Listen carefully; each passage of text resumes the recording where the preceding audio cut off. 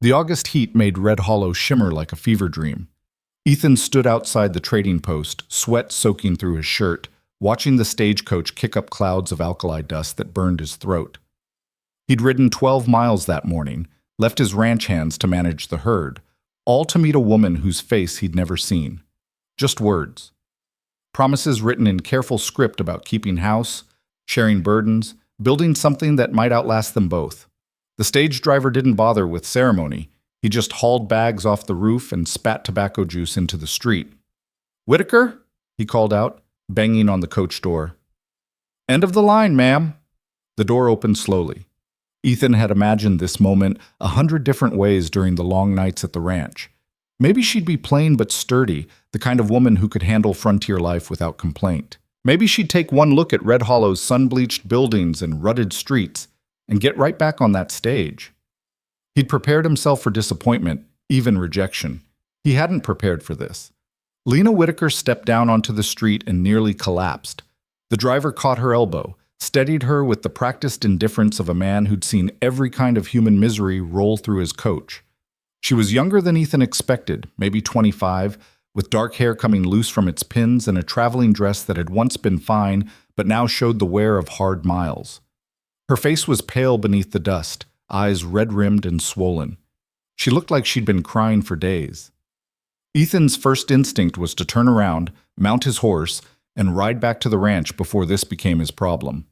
He'd been alone for 3 years since his brother died, and loneliness was familiar, manageable. Whatever storm this woman was running from, that was something else entirely. But he'd made a commitment, sent letters, made promises about partnership and protection. And Ethan Cross didn't break his word, even when every instinct screamed at him to cut his losses. He stepped forward, removing his hat. "Miss Whitaker?" She flinched when he spoke, then seemed to pull herself together by sheer force of will. Her spine straightened, she wiped at her eyes with trembling fingers. "Mr. Cross?" Her voice came out hoarse, barely above a whisper. "I'm sorry, I'm not... This isn't how I wanted to... You sick?" He kept his tone neutral, assessing. "Stagecoach fever? Something catching?" "No." She shook her head quickly. "No, I'm not sick." "Hurt?" "No." The stage driver dumped 2 battered carpetbags at her feet and climbed back onto his bench without another word. Within minutes, the coach was rolling back down the street, leaving them standing there in the dust and heat with the entire town watching. Because of course they were watching. Red Hollow was small enough that a stranger's arrival counted as entertainment, and a mail-order bride stepping off the stage looking like death warmed over? That would be discussed over dinner tables and whiskey glasses for weeks. Ethan could already see the speculation in the eyes of the men lounging outside the saloon, could practically hear the gossip starting to spread like wildfire through the handful of buildings that made up their excuse for civilization. "Can you ride?" he asked Lena. She blinked at him, confused. "Ride?" "Horse. My ranch is 8 miles north. I've got a spare mount, but if you can't ride, we'll need to arrange for a wagon." "I can ride." She said it automatically, then seemed to hear her own voice and frowned. "I mean, I used to. It's been a while." "It'll come back to you." Ethan picked up her bags, testing their weight. Light. Whatever she'd brought with her, it wasn't much. He gestured toward the livery stable at the end of the street. "Come on. The sooner we get out of town, the better." She didn't move. "Miss Whitaker?" "I need to tell you something first." Lena's hands twisted together, wringing invisible water from her fingers.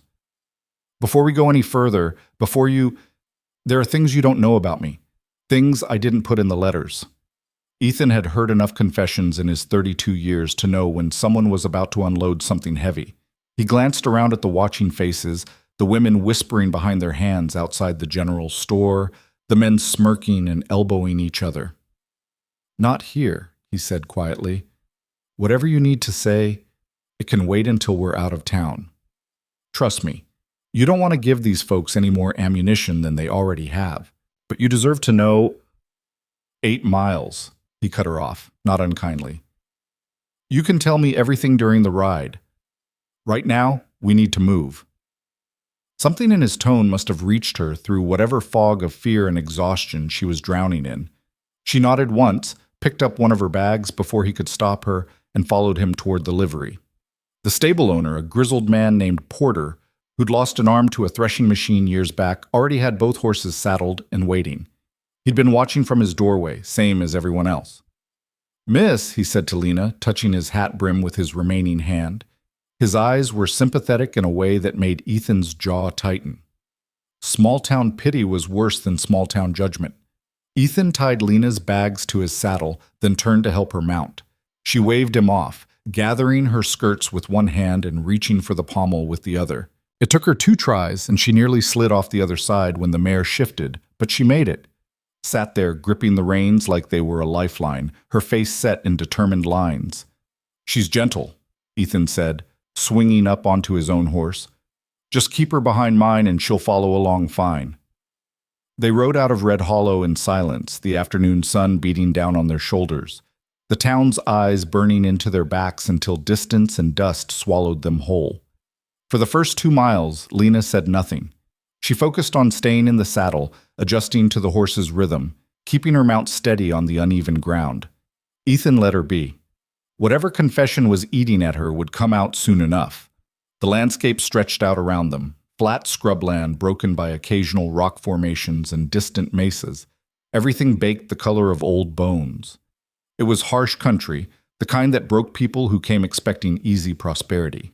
The kind that had broken Ethan's father, driven his mother into an early grave, and ultimately killed his younger brother when a flash flood caught him in the wrong canyon at the wrong time.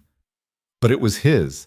He'd fought for every acre, learned its moods and dangers, survived when smarter men had given up and gone back east.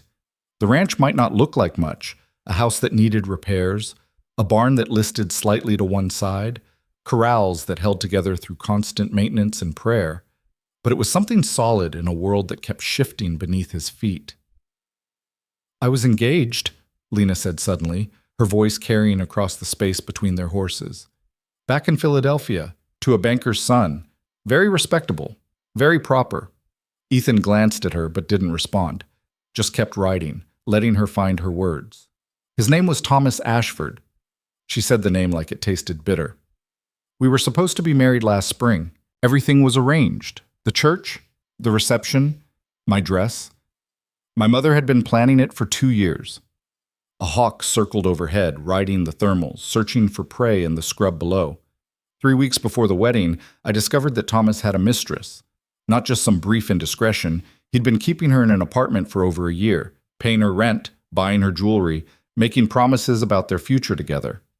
Lena's voice stayed steady, but her knuckles were white on the reins.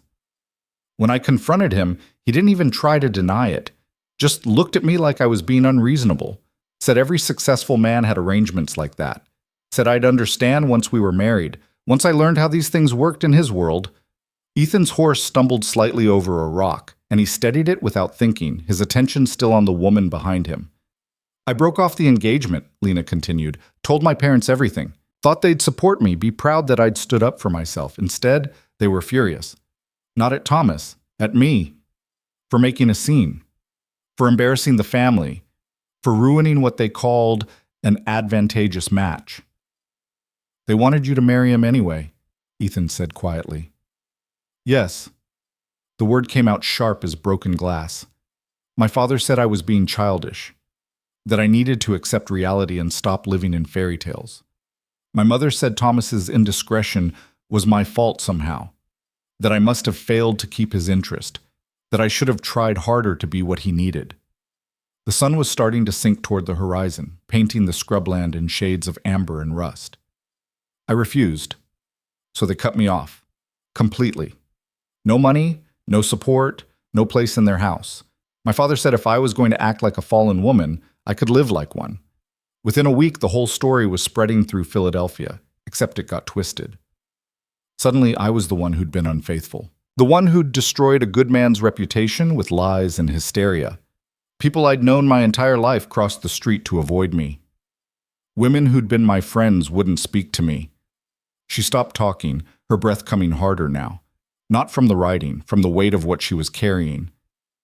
"I had nowhere to go," she said finally.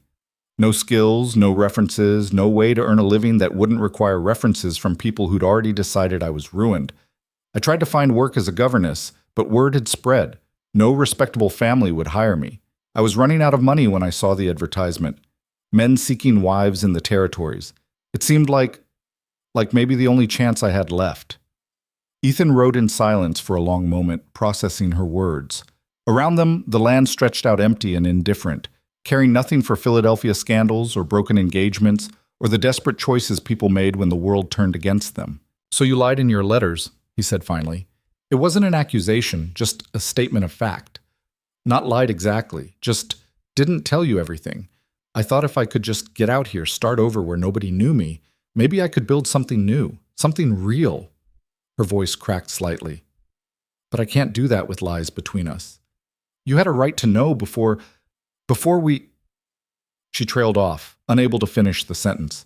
They rode over a small rise, and Ethan's ranch came into view, the house standing lonely against the big sky, smoke rising from the chimney where his cook would be starting dinner. Home, such as it was. "I'm not sending you back," Ethan said. Lena pulled her horse to a stop, staring at him. "What?" He turned in his saddle to face her directly. "Whatever happened in Philadelphia, that's your business. Out here, nobody gives a damn about society scandals or who your father was or what some banker's son did to you. Out here, the only thing that matters is whether you can pull your weight and keep your word." "But I lied. You left things out. That's different." He shifted his weight, leather creaking. "I didn't tell you everything either. Didn't mention that my brother drank himself to death before that flood killed him. Didn't mention that half the neighboring ranchers think I'm cursed because I've lost so many people. Didn't mention that I'm not looking for love or romance or whatever you might have hoped for when you saw that advertisement." Lena's eyes widened slightly. "I need a partner," Ethan continued bluntly. "Someone who can help run this place, manage the house, maybe teach the ranch hands to read if they're willing to learn. Someone who won't run screaming when winter comes and we're snowed in for weeks at a time. Someone who understands that frontier life is hard and dirty and sometimes boring and occasionally dangerous, and who's willing to do it anyway because the alternative is worse." He paused, watching her face carefully. "Can you do that? Because if you can, then I don't care what happened back east. If you can't, tell me now, and I'll pay for your stage fare to wherever you want to go. No judgment, no hard feelings. But you need to decide here, before we ride down to that house, because once we do, there's no more running." The wind picked up, stirring dust devils across the scrubland.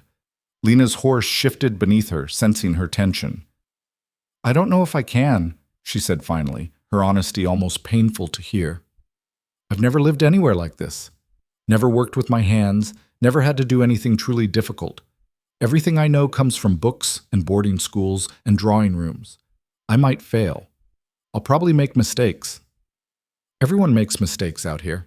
The question is whether you'll learn from them or give up." She looked past him at the ranch. The weathered buildings, the vast emptiness surrounding them, the mountains dark against the horizon. It was nothing like Philadelphia, nothing like the life she'd been raised for. "I want to try," she said softly. "I want to be someone who doesn't run." Ethan nodded once. "Then we'll try. Both of us." They rode down the slope toward the ranch as the sun touched the horizon, setting the whole sky ablaze with color. Ethan's cook, a taciturn man named Chen, who'd worked for the railroad before settling on the ranch, watched them approach from the porch. Behind him, 2 ranch hands emerged from the barn. Marcus, who'd been with Ethan for 2 years, and a new kid named Billy, who was still learning which end of a cow was which. All 3 men stopped what they were doing to stare. Ethan dismounted and moved to help Lena down. This time she accepted his hand, swinging her leg over the saddle and sliding to the ground with only a slight stumble. Up close, he could see the exhaustion in every line of her body, the way she was holding herself together through sheer, stubborn will. "Lena Whitaker," he said, loud enough for the men to hear. "This is Chen, my cook. Marcus and Billy work the cattle. There's 2 more hands, Jack and Samuel, but they're out checking the fence line. Won't be back until tomorrow." Chen nodded politely. Marcus removed his hat and offered a tentative smile. Billy just gaped like he'd never seen a woman before. which in his case might be close to true. "Ma'am," Marcus said, "welcome." "Thank you." Lena's voice was steadier now, finding some reserve of composure. "I appreciate your kindness." "Kindness has nothing to do with it," Chen said bluntly, his accent still thick despite 20 years in America. "Boss said you coming, so you come. Now you here. You work like everyone else, yes?" Ethan shot him a look, but Lena actually smiled, a small, genuine expression that transformed her face. "Yes," she agreed. "I work like everyone else." Chen grunted, apparently satisfied, and disappeared back into the house. "He's not much for words," Ethan explained, "but he's the best cook in 3 counties. You'll understand why at dinner." He grabbed her bags from his saddle. "Come on, I'll show you the house." The interior was sparse but clean. Main room with a stone fireplace, kitchen area that Chen kept meticulously organized, 2 bedrooms, and a small storage room off the back. The furniture was rough-hewn and practical, nothing decorative except a few old photographs on the mantel and a set of books that had belonged to Ethan's mother. "That's your room," Ethan said, pointing to the smaller bedroom. "I already moved my things to the other one. There's a washstand, water barrel outside if you need to clean up before dinner." Lena stood in the middle of the main room, taking it all in. Her eyes caught on details. The worn rug by the fireplace, the rifle mounted above the door, the way the last sunlight came through the windows and painted everything gold. "It's not what you're used to," Ethan said. "No," she agreed. "It's better." He raised an eyebrow. "Better?" In Philadelphia, everything was about appearances, what people thought, what people said, maintaining the right image at all times. She gestured at the simple room. "This is honest, real. You can see exactly what it is, no pretense." "Wait until winter," Ethan said dryly. "See if you still think that when we're burning furniture to stay warm." "Has it really come to that?" "Twice. But we made it through." He set her bags down by her bedroom door. "Dinner's at sunset. Chen gets offended if you're late, fair warning. I need to go check on the herd, make sure Marcus and Billy didn't let anything important happen while I was gone." He started for the door, then paused. "Lena, that thing you said about wanting to be someone who doesn't run, that goes both ways. I'm not going to run either, no matter how hard this gets. We made an agreement, and I keep my word. So if you need help, or if things get to be too much, you tell me. Don't just suffer in silence until you break. Understood?" She met his eyes directly for the first time since stepping off that stagecoach. "Understood." He nodded and left her there, walking out into the gathering dusk where his life waited to be lived. Complicated now, tangled up with this stranger who'd arrived broken and crying and desperately hopeful all at once. What the hell had he gotten himself into? Shout. Dinner that first night was awkward, in the way that most new things are awkward. Chen served venison stew with biscuits that could have been used as ammunition, but somehow tasted perfect when you soaked them in the gravy. Lena sat at the rough wooden table, trying not to look overwhelmed by 5 men staring at her like she was an exotic creature that had wandered in from somewhere impossible. Billy kept dropping his spoon. Marcus asked polite questions about her journey that she answered in careful, neutral tones. Chen watched her eat with the intensity of someone conducting a scientific experiment. The other 2 ranch hands, Jack and Samuel, had returned just before dinner, weather-beaten men in their 40s who nodded at Lena but otherwise kept their opinions to themselves. Ethan ate in silence, letting the others carry the conversation. He was trying to figure out how this was going to work. Having a woman on the ranch changed everything. Not just the obvious things like privacy and propriety, but the whole dynamic of how they lived and worked together. "You really going to marry her, boss?" Billy blurted out suddenly, then turned red when everyone looked at him. "I mean, sorry, ma'am, I just meant—" "Yes," Ethan cut him off. "That's the plan." "When?" This from Samuel, always practical. "Haven't decided yet. Lena just got here. Figure we'll give it some time, make sure we're both certain before we do anything legally binding." Lena's head came up sharply, something flickering across her face, relief maybe, or surprise. She'd probably expected him to drag her to the nearest preacher immediately, lock her into this arrangement before she could change her mind. "Makes sense," Marcus said diplomatically. "No rush on these things." After dinner, the men drifted off to the bunkhouse. a long, low building 50 yards from the main house where they slept and spent their evenings gambling away their wages. Lena helped Chen clean up, moving carefully around the kitchen like she was learning a new language. "You cook?" Chen asked, scrubbing a pot with violent efficiency. "A little. Nothing like this." "Tomorrow I teach, you learn. Then you cook sometimes. Give Chen break." It wasn't a question. "All right," he grunted, apparently satisfied, and finished the dishes in silence. Lena retreated to her room as soon as she could politely escape. Ethan sat on the porch, smoking a cigarette he'd rolled himself and watching the stars come out. The night was cool, a relief after the day's heat, and somewhere in the distance a coyote howled. He heard her moving around in her room, quiet sounds of unpacking, water splashing in the wash basin. She was probably exhausted. That stagecoach ride from the railhead took 3 days over brutal roads, and she'd clearly been crying for most of it. What kind of father cut off his daughter for refusing to marry a cheating bastard? What kind of people twisted the story until she became the villain? Ethan had never understood city folk. Never wanted to. Their world of social rules and reputation games seemed designed to make people miserable. Out here, things were simpler. You worked or you starved. You helped your neighbors or you died alone. You kept your word or nobody trusted you. Simple, clear, honest. The door opened behind him, and Lena stepped out onto the porch. She'd changed into a simpler dress, unpinned her hair so it fell loose around her shoulders. In the starlight, she looked younger, less worn down by whatever weight she'd been carrying. "Can't sleep?" Ethan asked. "Too much to think about." She settled onto the porch steps, keeping a respectful distance between them. "Thank you.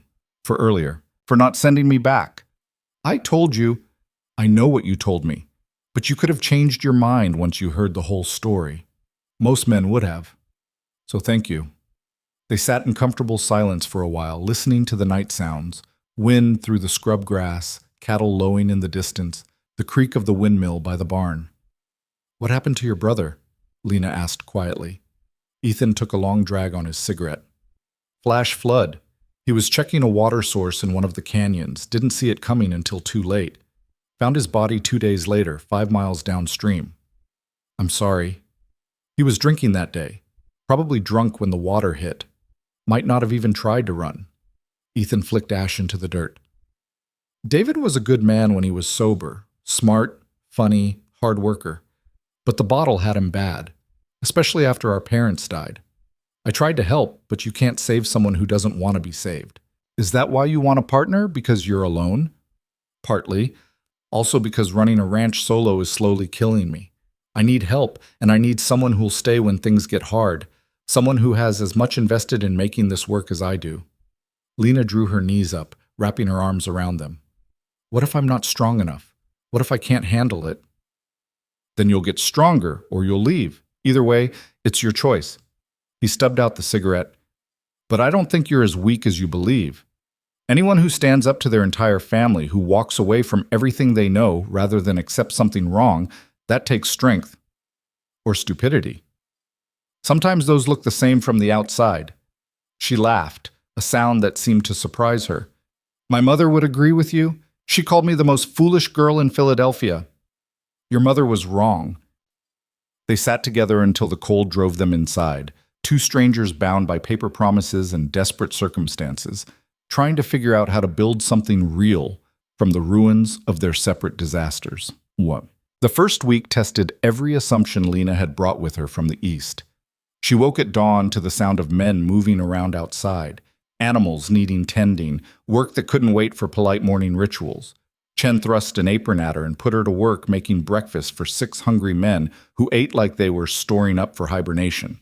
She burned the bacon, scrambled the eggs into rubber, made coffee so weak Marcus politely asked if she'd forgotten to add the actual coffee.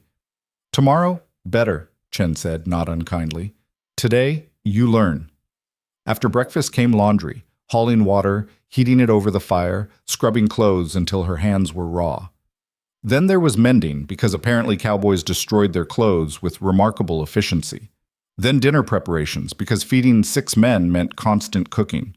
By the 3rd day, Lena's romantic notions about frontier life had been thoroughly beaten to death by reality. "I don't know how you do this," she told Chen, collapsing onto a kitchen chair while he efficiently prepared a roast that would feed them for 3 days. The work never ends. Life never ends until it ends, Chen said philosophically. Work is life. You get used to it. I'm not sure I want to get used to this. He gave her a look. Not unkind, but not sympathetic either. Then go back. No shame. This life, not for everyone.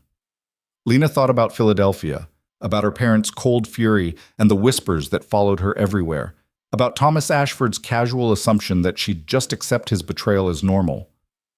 No, she said quietly. I'd rather have blisters and exhaustion than go back to that. Good. Chen handed her a knife and a pile of potatoes. Peel these. I show you how to make proper hash. Ethan watched her struggle through those first days with a mixture of concern and respect. She didn't quit, didn't complain beyond the occasional frustrated mutter when something went wrong. Just kept pushing through, learning, adapting. On the 4th day, he found her behind the barn, crying silently while she fed the chickens. Need a break? He asked, keeping his distance. She wiped her eyes quickly. No, I'm fine. You're crying. I'm fine, she repeated more firmly. Then after a pause, my hands hurt and my back, and I'm so tired I can barely think straight. But I'm fine. Ethan crouched down next to her, watching the chickens peck at the grain she'd scattered. First week is always the hardest. Your body isn't used to this kind of work. Give it time. How much time? Couple months, you'll be a different person. Stronger, tougher, probably meaner too. Frontier life tends to file off the soft edges. She managed a weak smile. I don't have many soft edges left. Sure you do. You just don't see them because you're comparing yourself to who you were before. Trust me. 6 months from now, you'll look back at the woman who stepped off that stagecoach and barely recognize her. Is that a good thing or a bad thing? Depends on who you want to be. That evening, Lena appeared at dinner with bandaged hands and a determined expression. She ate Chen's cooking without comment, answered the men's questions about Philadelphia with more openness than before, and even laughed at one of Billy's terrible jokes. After dinner, she pulled Ethan aside. I want to learn to shoot, she said. He raised an eyebrow. Why? Because if I'm going to live out here, I need to be able to protect myself. And because standing around feeling helpless is worse than having blisters. Ethan studied her for a long moment, then nodded. Tomorrow afternoon, after the morning chores are done. We'll start with basic safety, work up to actually hitting targets. Thank you. Don't thank me yet. I'm a terrible teacher. But he wasn't, actually. The next day, he took her out to a flat area behind the barn where they'd set up targets for practice. He showed her how to hold the rifle, how to breathe, how to line up the sights. Didn't hover or condescend, just gave clear instructions and let her figure it out. Her first shot went wide by 3 feet. Don't jerk the trigger, Ethan said. Squeeze it smooth like you're pressing on something delicate. Second shot went high. You're tensing up right before you fire. The gun can feel it. Relax. Third shot actually hit the target, though nowhere near the center. Better, Ethan said, and meant it. They practiced for an hour, until Lena's shoulder ached from the rifle's kick and her ears rang from the noise. But she was hitting the target more often than not by the end, and something in her expression had shifted, less hunted, more grounded. Same time tomorrow? She asked, handing back the rifle. If you want. I want. That night, Red Hollow's pastor showed up at the ranch. Reverend Michaels was a thin, anxious man who'd come west to save souls and discovered, mostly, he was saving himself from the crushing boredom of his former parish in Ohio. He meant well, but he had a talent for making everything awkward. Mr. Cross, he said, standing on the porch and refusing to come inside despite Ethan's invitation. I heard you had a woman arrive last week, a mail-order bride, the town says. Lena Whitaker, Ethan confirmed. She's staying here, yes. But you haven't married yet. No. Reverend Michaels looked pained. Mr. Cross, surely you understand how this looks. An unmarried woman living alone with 6 men, the talk in town. Let them talk, Ethan said flatly.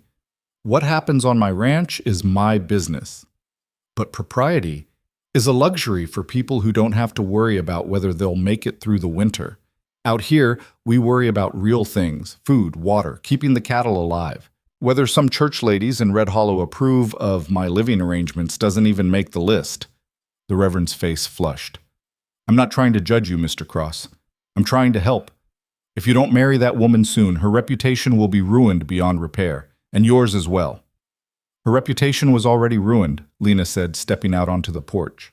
She'd been listening from inside, apparently. In Philadelphia, by people who cared more about appearances than truth. So honestly, Reverend, what the people of Red Hollow think about me is the least of my concerns. Reverend Michaels looked scandalized. Miss Whitaker, I don't think you understand. I understand perfectly. You're worried about gossip, about what it means for your church if you're seen as permitting sin. But Mr. Cross and I have an agreement, and we'll marry when we're ready, not when the town decides it's time. The Reverend opened his mouth, closed it, then tried again. I only want what's best. Then pray for us, Lena said, her voice softer but no less firm. Pray that we find the strength to build something good out here. That's what we need, strength and grace, not judgment dressed up as concern. After he left, looking flustered and defeated, Ethan turned to Lena with something approaching admiration. That was well done, she shrugged. I've had practice dealing with people who think they know what's best for me. At least he meant well. Still, you didn't have to defend me. I was defending both of us, and honestly, she smiled, sharp and genuine. It felt good to tell someone to mind their own business without my parents there to scold me for being rude. You can be rude to anyone you want out here, one of the benefits of frontier living. I'm starting to see why you like it. But the Reverend's visit had consequences.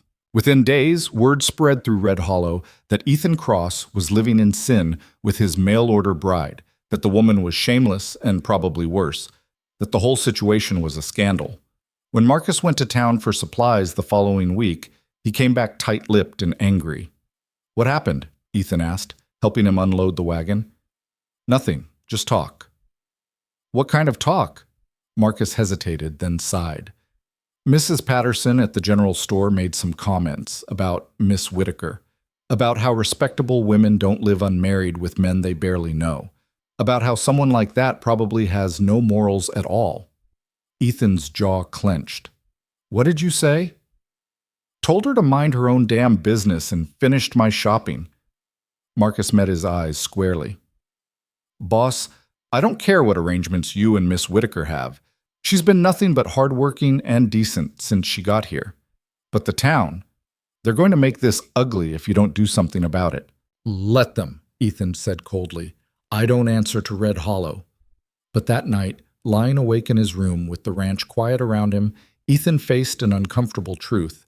He might not answer to the town, but Lena had to live with their judgment, had to endure their whispers and speculation every time she went into Red Hollow. And unlike him, someone who'd been born to this hard land and had earned his place through blood and sweat, she was an outsider, vulnerable. The gossip would hurt her worse than it hurt him. In the morning, he made a decision. 3 weeks after Lena arrived, Ethan took her aside before breakfast. We need to talk, he said. Her face went carefully neutral. All right. They walked out toward the corral, where the morning light was just starting to paint the mountains gold. The air was crisp, autumn beginning to show its teeth. The town's making trouble, Ethan said bluntly. Talking about us living together unmarried. It's going to get worse before it gets better, and I don't want you to have to deal with that. Lena's expression didn't change. What are you saying? I'm saying we should get married, soon. Not because I don't trust you, or because the Reverend shamed us into it, but because it'll make your life easier, give you protection, legal standing, make the gossips shut up. Protection, she repeated slowly. Like a business arrangement. Exactly like a business arrangement. Ethan met her eyes. I'm not offering you romance, Lena. I'm not going to pretend this is some fairy tale where we fall in love and live happily ever after. I'm offering you partnership. A legal claim to this ranch, security, respectability. In exchange, you keep doing what you're already doing, helping run the place, being someone I can trust to handle things when I can't. She was quiet for a long moment, watching the horses move in the corral. You're being honest, she said finally. I appreciate that. Most men would dress it up in prettier language. I'm not most men. No, you're not. She turned to face him fully. If we do this, if we get married, I want it to be real. Not just on paper. I want it to mean something. It will mean something. It'll mean we're partners, that we have each other's backs, that what's mine is yours and vice versa. That's real enough for me. But not love. Not love, he agreed. Maybe someday, if we're lucky. But I'm not banking on it, and you shouldn't either. Love is a luxury. Partnership is a necessity. Lena considered this, her face thoughtful. My parents married for love. It didn't make them kind to each other, or loyal, or even particularly happy. They just had this idea of what love should look like, and when reality didn't match it, they became bitter. My parents married because my mother was pregnant with me, Ethan said. They learned to care for each other eventually, but it was never easy. This land killed them both before they turned 50. Cheerful thought. Honest thought. He pulled off his hat, ran a hand through his hair. Look, I'm not saying this will be easy. I'm saying it'll be real. No lies, no false promises, no pretending to be something we're not. Just two people trying to build something that lasts. Is that enough for you? She looked at him for a long time. Really looked, like she was trying to see past his rough exterior to whatever lay underneath. Ethan let her look. He had nothing to hide. Yes, Lena said finally, that's enough. They were married 3 days later in Red Hollow's small church, with Reverend Michaels presiding and looking both relieved and slightly confused about the whole thing.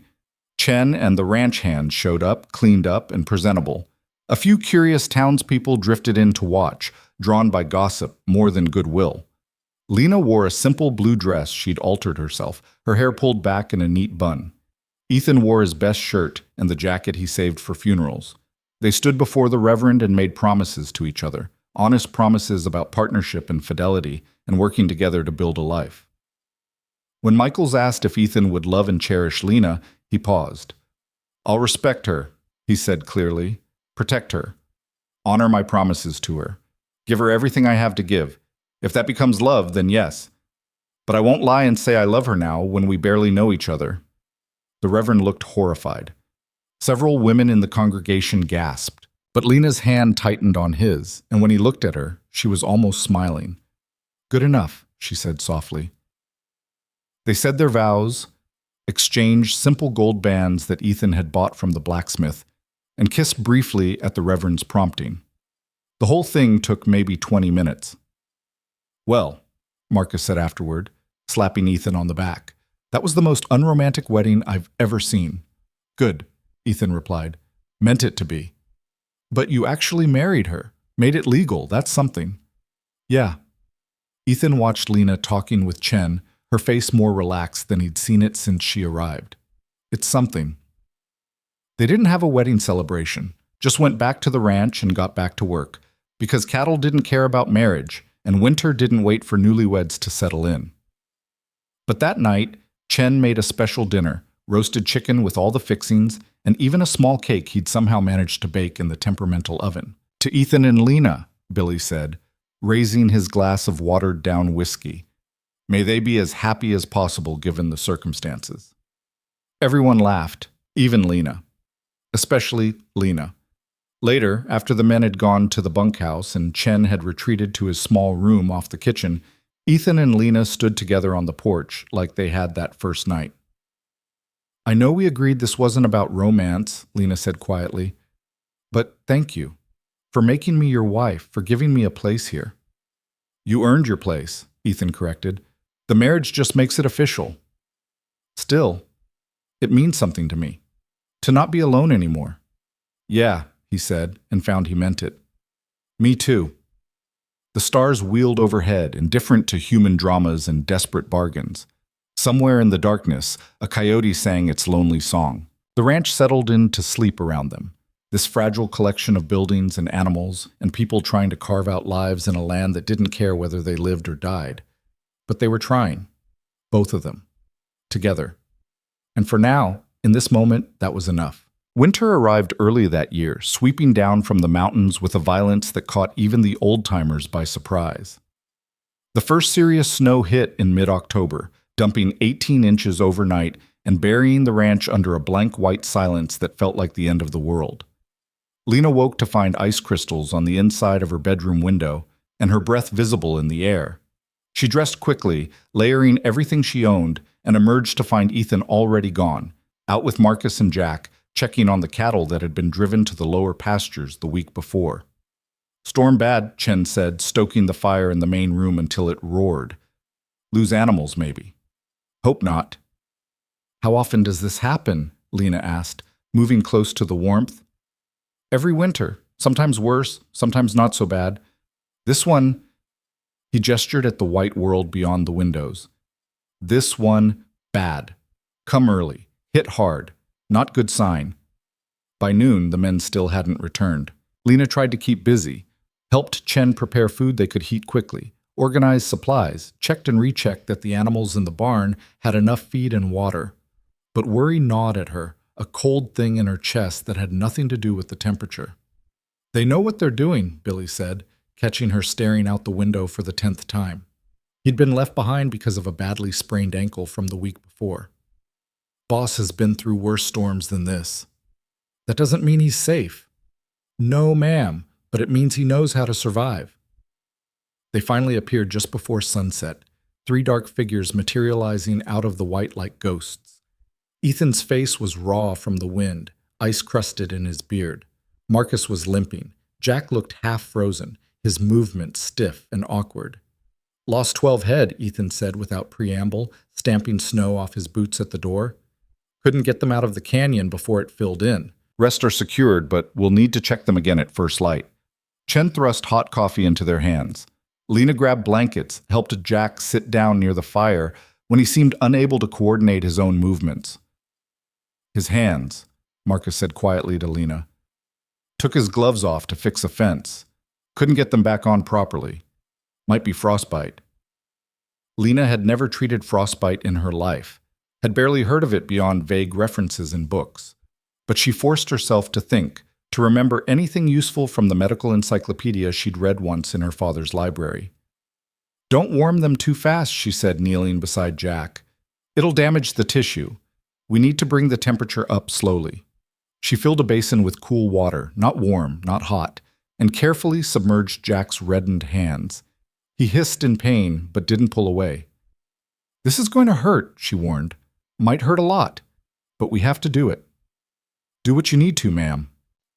Over the next hour, she gradually added warmer water, monitoring the color and sensation in his fingers. The skin blistered in places, which made her stomach turn, but she kept her face calm and her hands steady. Chen brought willow bark tea for the pain. Marcus watched over her shoulder, learning. "Where did you learn this?" Ethan asked quietly, standing behind her. "I didn't. I'm guessing based on something I read years ago. I might be doing it completely wrong." "You're not." His hand came to rest briefly on her shoulder. "You're doing exactly right." By the time Jack's hands were properly warmed and bandaged, Lena was shaking from exhaustion and nerves. But the ranch hand's fingers were pink and responsive, and he could move them without too much pain. "Thank you, Mrs. Cross," he said. "Thought I might lose them." Mrs. Cross. The name still sounded strange to her ears, like a title that belonged to someone else. But she was starting to grow into it. The storm lasted 3 days. They were trapped inside except for necessary trips to the barn to tend the animals. The men played cards, repaired tack, told stories about previous winters and close calls with weather and wildlife.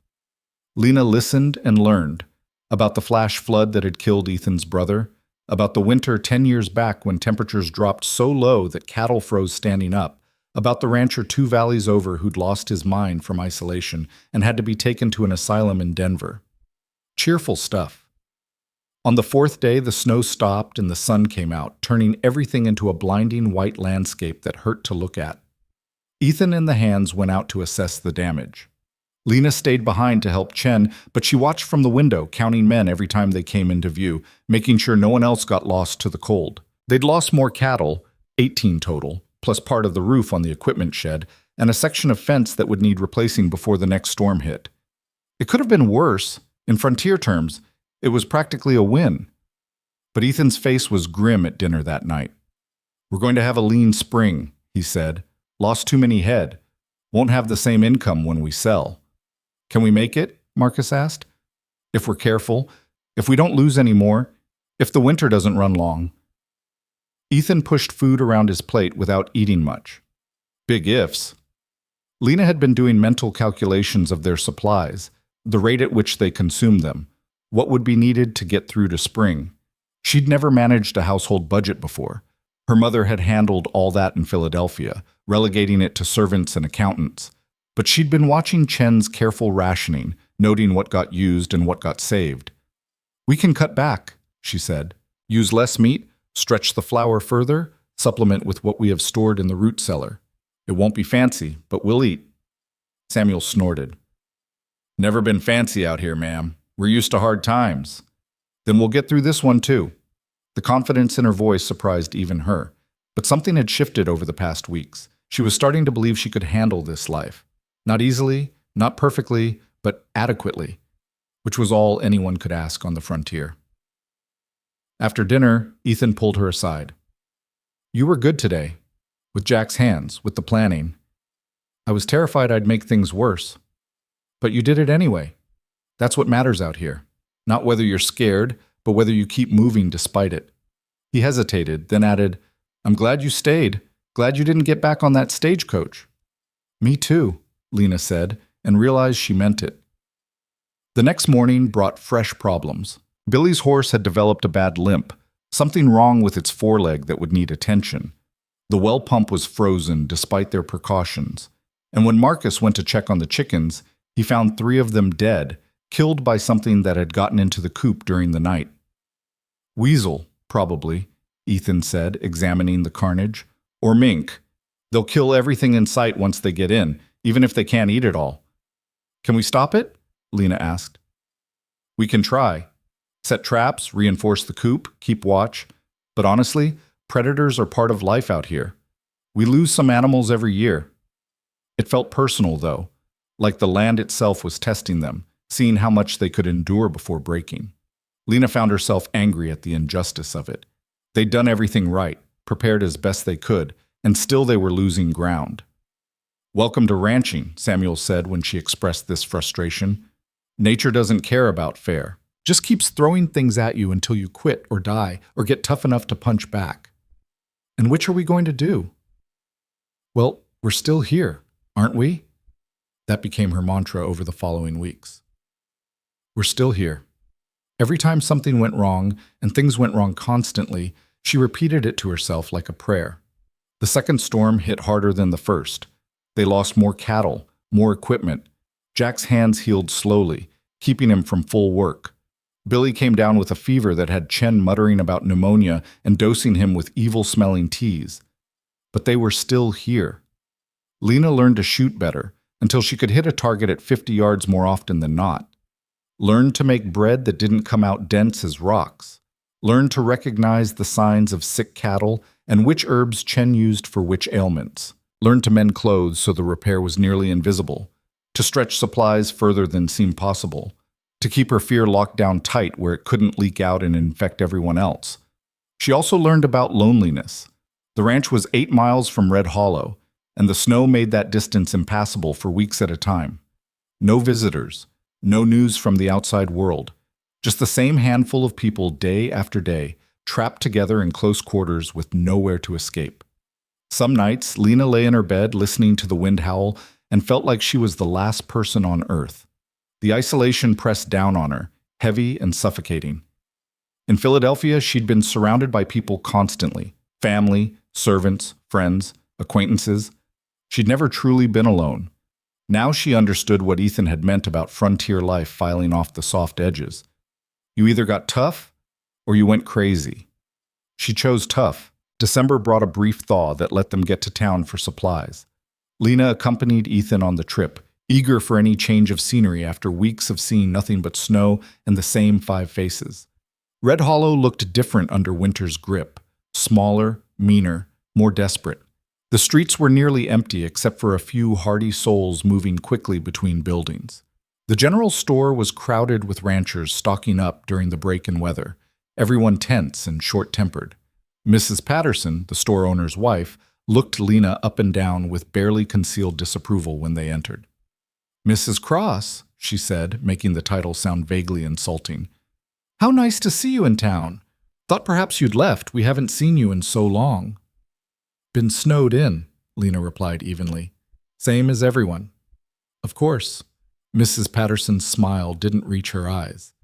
"Though I'm surprised Mr. Cross would subject a wife to such harsh conditions. Most men with sense send their women to family during the worst winters. I don't have family to go to, and I wouldn't leave even if I did." "How dedicated." The pause before the last word was deliberate, loaded with meaning. Ethan appeared at Lena's elbow, his presence solid and reassuring. "We'll need 50 pounds of flour, Mrs. Patterson, 20 of sugar, whatever coffee and salt you can spare." The transaction was completed in chilly silence. As they were loading their purchases into the wagon, Reverend Michaels approached, looking uncomfortable. "Mrs. Cross," he said, nodding to Lena. "Mr. Cross, I wanted to apologize for my presumption before your wedding. It wasn't my place to dictate your timeline." "Water under the bridge, Reverend," Ethan said. "Still, I feel I may have contributed to unfortunate gossip. Some of the congregation have been less than charitable in their discussions of your marriage." "Let them talk," Lena said. "Their opinions don't warm me at night or put food on my table. I've got more important things to worry about." Michaels looked taken aback by her bluntness, but also faintly admiring. "You've adapted well to frontier life, Mrs. Cross. Not everyone could. Not everyone has to."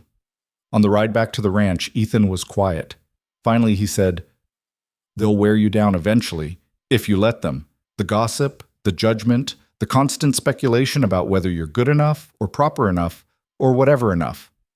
"Did they wear you down?" "No, but I was born here, had nothing to prove. You're an outsider, and they'll never let you forget it." Lena thought about that, about spending the rest of her life being judged by people who'd never understand the choices she'd made or the person she was becoming. "Then I'll have to prove them wrong," she said, "not by being what they want, but by being so obviously competent that they can't dismiss me." "That's a hard road. Harder than this winter? Harder than learning to shoot and cook and treat frostbite all at once? I've already walked hard roads, Ethan. What's one more?" He looked at her with something that might have been respect or might have been the beginning of something deeper. "You surprise me sometimes." "Good. Wouldn't want to be predictable." Christmas came and went without much fanfare. They were snowed in again, unable to get to town for any kind of service or celebration. Chen made a special meal, wild turkey Marcus had shot, potatoes from the root cellar, dried apple pie. The men gave each other small practical gifts, new gloves, tobacco, a knife sharpened to perfection. Ethan gave Lena a rifle of her own, not the heavy one they'd been practicing with, but a smaller, lighter model that fit her frame better. "So you don't have to keep borrowing mine," he said, almost shy about it. She ran her hands over the smooth wood stock, the clean metal barrel. "It's beautiful. Must have cost—" "Don't worry about the cost. You need proper equipment, same as any ranch hand." She'd made him a new shirt, sewn carefully during the long evenings by lamplight. Simple work, but the stitching was even and the fit was good. He held it up, examined it, then nodded. "Thank you. I'll wear it to town. Let those gossips see you know how to sew." "I don't care what they see. Maybe not, but I do." It was the closest either of them had come to acknowledging that their partnership might be developing into something more complex than a simple business arrangement. Neither pushed it further. The timing wasn't right, or maybe they were both too scared to examine what was growing between them. January arrived with a vengeance. The temperature dropped so low that water froze inside the house despite the fire burning constantly. They all slept in the main room, huddled around the heat source, because the bedrooms were simply too cold. Modesty went out the window. Everyone slept fully clothed anyway, and survival mattered more than propriety. Billy's fever broke finally, leaving him weak but alive. Jack's hands healed enough for light work, though he'd lost feeling in 2 fingertips permanently. They rationed food carefully, making every scrap count, eating meals that were more survival than satisfaction.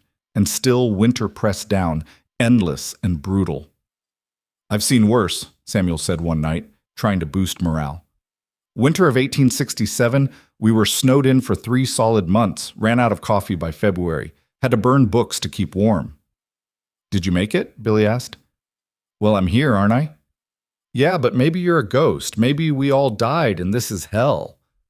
Hell would have better weather, Marcus said, which got a tired laugh from everyone. Lena sat wrapped in blankets, listening to the men swap stories. She'd grown fond of them over these months. Billy's youthful enthusiasm, Marcus's steady reliability, Samuel and Jack's weathered wisdom, even Chen's gruff pragmatism. They'd become something like family, this ragtag collection of people thrown together by circumstance and held together by necessity. And Ethan, she watched him across the fire, saw how he listened to his men, how he bore the weight of their survival on his shoulders without complaint. He wasn't handsome in any conventional sense. His face was too hard, too marked by weather and work. But there was strength in him, and honesty, and a kind of stubborn decency that kept showing itself in unexpected ways. He caught her looking and raised an eyebrow in silent question. She shook her head. Nothing. Just thinking. But it wasn't nothing, and they both knew it. February brought the first real break in the weather. A week of temperatures that climbed above freezing during the day, melting some of the snow and revealing the brown landscape beneath. They took advantage immediately, checking the surviving cattle, repairing what damage they could access, hauling supplies that had been depleted. We're going to make it, Ethan said, surveying his reduced herd with a mixture of relief and resignation.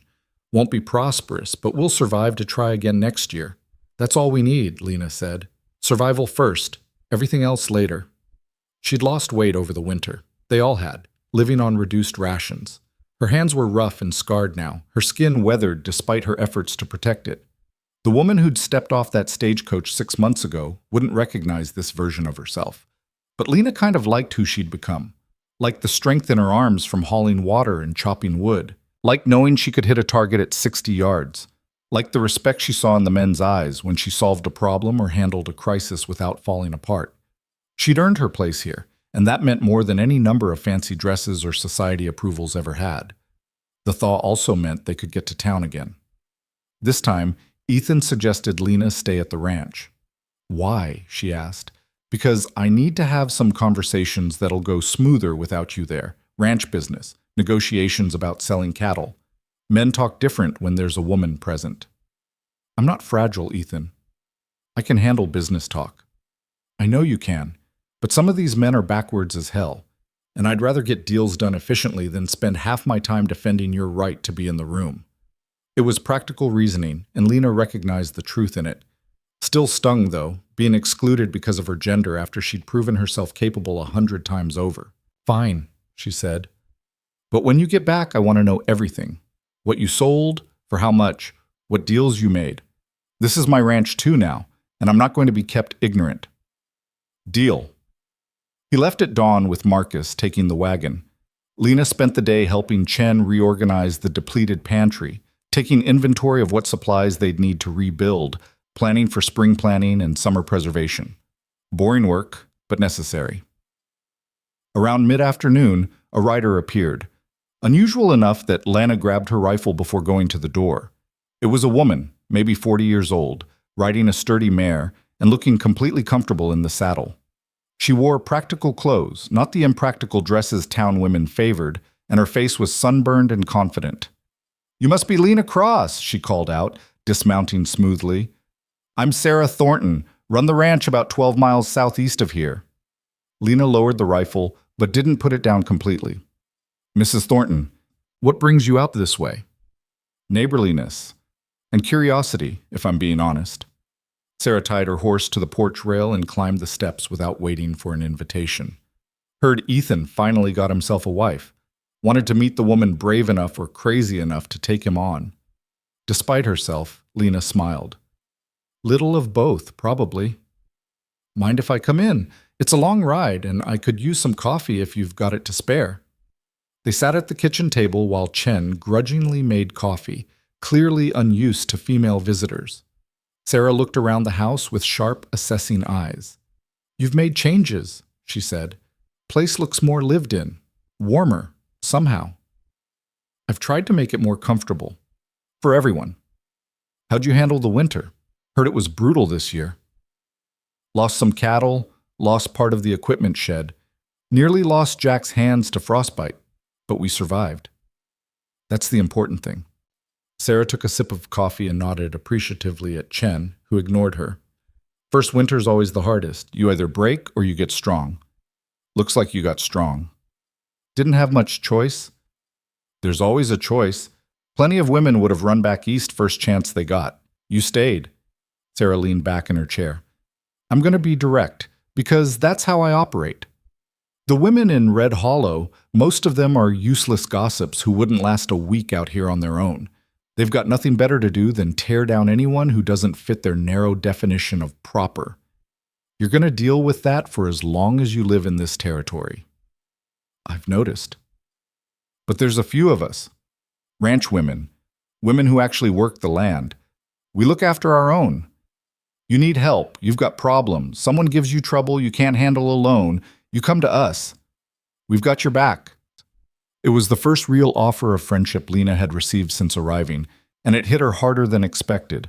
She'd been alone in this for so long, surrounded by men who respected her, but couldn't truly understand what it was like to be a woman navigating this harsh world. Thank you, she managed. That means more than you know. Good, because I'm going to need you to return the favor. You can read and write, obviously, since you answered Ethan's advertisement. Most of us out here can't, or barely can. I'm thinking we should start something, maybe lessons once a month when weather permits. Teach ranch women and their kids basic education. You interested? You want me to teach? Why not? You've got the skills. We've got the need. Might as well put them together. It was exactly the kind of purpose Lena had been searching for. Something beyond just surviving. Something that would make a real difference. A way to contribute to the community that didn't depend on whether the town gossips approved of her. Yes, she said firmly. I'm interested. Sarah grinned. Thought you might be. We'll work out the details once spring really hits and travel's easier. For now, just know you're not alone out here. A lot of us watching out for each other, even if the town ladies don't see it that way. They talked for another hour, about ranching, about the challenges of frontier life, about the particular difficulties women faced trying to build lives in a place that wasn't designed for them. When Sarah finally left, Lena felt lighter somehow, like she'd found an unexpected ally in a world that had seemed determined to oppose her. Ethan returned just before sunset, the wagon rattling over the frozen ground. His face was hard to read as he climbed down and started unloading supplies. How'd it go? Lena asked, helping him carry sacks of flour into the house. Got a fair price for the cattle, considering. Lined up some work for Marcus and Billy in town if they want it, helping with construction on a new bank building. Pays decent, would give them extra income. That's good. Yeah. He hesitated, then said, also had an interesting conversation with Tom Henderson, runs the big spread west of here. He made me an offer to buy this place. Lena nearly dropped the sack she was carrying. What? Not a bad offer either. Enough to pay off what I owe. Give us a fresh start somewhere easier. Maybe California, or back east where you've got actual civilization. You told him no. Told him I'd think about it. She stared at him, trying to read his expression in the fading light. Are you actually considering this? I don't know. Maybe. This winter nearly broke us, Lena. We lost a quarter of the herd, used up most of our reserves, and spring's still weeks away. Next winter could be worse, or we could have a drought, or a dozen other things that would finish what this year started. So we sell, give up, run away. Her voice was sharper than she intended. It's not running away to make a smart business decision. It's running away if we do it because things got hard. Ethan set down the sack he was holding and faced her directly. This isn't your fight, Lena.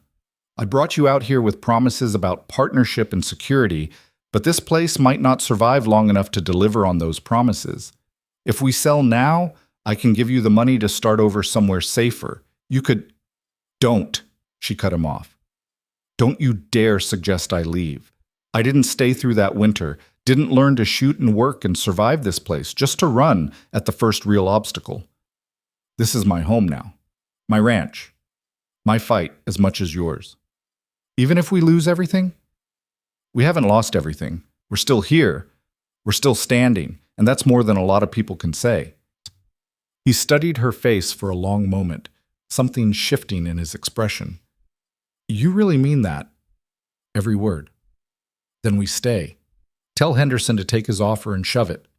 The corner of his mouth lifted slightly. You're right, we're still here. That's worth fighting for. That night, sitting around the fire with the men, Ethan made the announcement. Had an offer to sell the ranch today. Turned it down. We're staying, we're rebuilding, and we're going to make this work. Anyone who wants to leave, I'll understand and give you good references. But anyone who stays, know that we're in this together. All of us. Hell with leaving, Samuel said. Where else am I going to find a boss crazy enough to pay me through a winter like that? I'm staying, Marcus said. This place feels like home now. Me too, Billy added. Besides, my ma would kill me if I came back having quit. Jack just nodded, his damaged hands folded in his lap. Chen didn't say anything, just ladled out stew with his usual efficiency. But there was approval in his eyes. They raised their cups, coffee, because they were out of whiskey, and drank to the future, whatever that future might hold. Later, after everyone else had gone to bed, Lena and Ethan stood on the porch watching the stars emerge. Thank you, he said quietly, for what you said earlier. About this being your fight, too. I meant it. I'm not the woman I was 6 months ago, Ethan. Philadelphia Lena would have taken that offer and run, but I'm not her anymore. I'm someone who belongs here. Yeah, he agreed, and his hand found hers in the darkness. You are. They stood like that for a while, hands linked, neither pulling away. It wasn't romance exactly, more like recognition. Two people who'd started as strangers and desperate bargainers, slowly becoming something more solid. Partners in the truest sense. The wind picked up, carrying the promise of more snow. Winter wasn't done with them yet, but they'd face it together, whatever came. And that, Lena was learning, was worth more than all the security and respectability Philadelphia had ever offered. Spring came reluctantly, fighting winter for every inch of ground. By mid-March, the snow had finally melted enough to reveal the damage. Dead grass, broken fence posts, equipment that had frozen and cracked beyond repair. The ranch looked battered, like it had gone 10 rounds with something bigger and meaner and barely survived. Ethan stood in the main yard with Marcus, taking stock of what needed fixing. Fence line's a disaster, Marcus said, shaking his head. We're going to need at least 200 new posts, maybe more. Wires rusted through in a dozen places. Add it to the list. List's getting pretty long, boss. Yeah, well, we've got all summer to work through it. Ethan kicked at a piece of broken harness lying in the mud. Get Billy and Samuel started on clearing the debris. I want this place looking functional again, even if it takes us months. The work was endless and exhausting. They repaired fences, rebuilt the equipment shed, patched the roof where ice had torn shingles loose. Lena worked alongside the men most days, hauling wood, holding posts steady while they were hammered in, doing whatever needed doing. Her hands developed new calluses on top of old ones. Her back ached constantly, but she kept moving because stopping meant thinking about how much still needed to be done. In early April, Sarah Thornton returned with 3 other ranch women, weathered, capable women who looked like they could wrestle bears if necessary. They arrived on horseback, saddlebags loaded with supplies. Brought you some help, Sarah announced, dismounting. This is Margaret Wells, runs a place north of here. That's Anna Chen, no relation to your Chen, but same last name. And the tall one's Eliza Morrison. Ladies, meet Lena Cross. They shook hands, these frontier women who'd survived their own brutal winters and come out the other side. Margaret had lost her husband 2 years back and ran her ranch alone with hired help. Anna had 5 children and somehow managed both motherhood and ranching without losing her mind. Eliza was young, maybe 30, with a scar running down her left cheek that she never explained. Sarah told us about your teaching idea, Margaret said without preamble. We're interested. Been trying to teach my boys to read, but I can barely manage it myself. I'd be happy to help, Lena said. Though I should warn you, I've never actually taught before. I might be terrible at it. Can't be worse than what we're doing now, which is nothing, Anna said practically. When can we start? They settled on once-a-month meetings, rotating between ranches. Lena would teach reading, writing, and basic arithmetic to anyone who wanted to learn, women, children, ranch hands who'd never had the opportunity for education. It wasn't much, but it was something, a way to build community in a place where isolation was the default. The first lesson happened 2 weeks later at the Cross Ranch. 7 people showed up, the 4 ranch women, 3 children ranging from 6 to 12, and surprisingly Billy, who admitted sheepishly that he'd never learned to read properly. Pa said it was a waste of time for a ranch hand, he explained.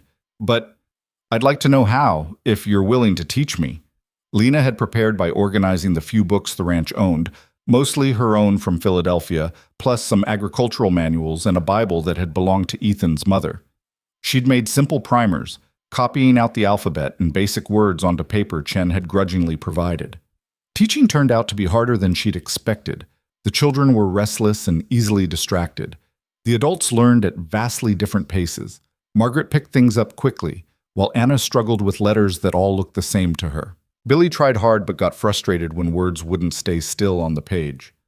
Maybe we should call it a day, Lena said after 2 hours, seeing exhaustion on everyone's faces. No, Billy said stubbornly. One more time. I almost got it. He bent over the primer again, laboriously sounding out words. When he finally read an entire sentence without help, his face lit up like he'd discovered gold. I did it, he said, amazed. I actually read that. You did, Lena confirmed, feeling an unexpected swell of pride. You did really well. After everyone left, Ethan found her cleaning up the scattered papers and books. Heard it went well, he said. It was chaos. I had no idea what I was doing half the time. But they came back for more? Said they would, next month at Sarah's place. Then you did fine. He picked up one of the primers, examined her careful handwriting. This is good work, Lena. Important work. More important than fixing fences, in some ways. Don't know about that. Fences keep the cattle in. Education keeps people from staying trapped. Different kind of fence. He set the primer down. I'm proud of you. What you're building here. The words caught her off guard. Ethan wasn't much for compliments or emotional declarations. Hearing them now, spoken plainly and honestly, meant more than any flowery praise ever had. Thank you, she said quietly. By May, the ranch was starting to look functional again. The fence lines were repaired, the building stood straight, and the remaining cattle were fattening up on spring grass. They'd made it through the worst, and while money was still tight, there was hope that summer would bring enough income to rebuild what they'd lost. Then Tom Henderson showed up. He arrived on a gray gelding that probably cost more than Ethan's entire herd, wearing clothes that marked him as successful even by town standards. Henderson was in his 50s, thick around the middle, with the kind of confidence that came from never having been truly desperate. Ethan, he called out, dismounting without waiting for an invitation.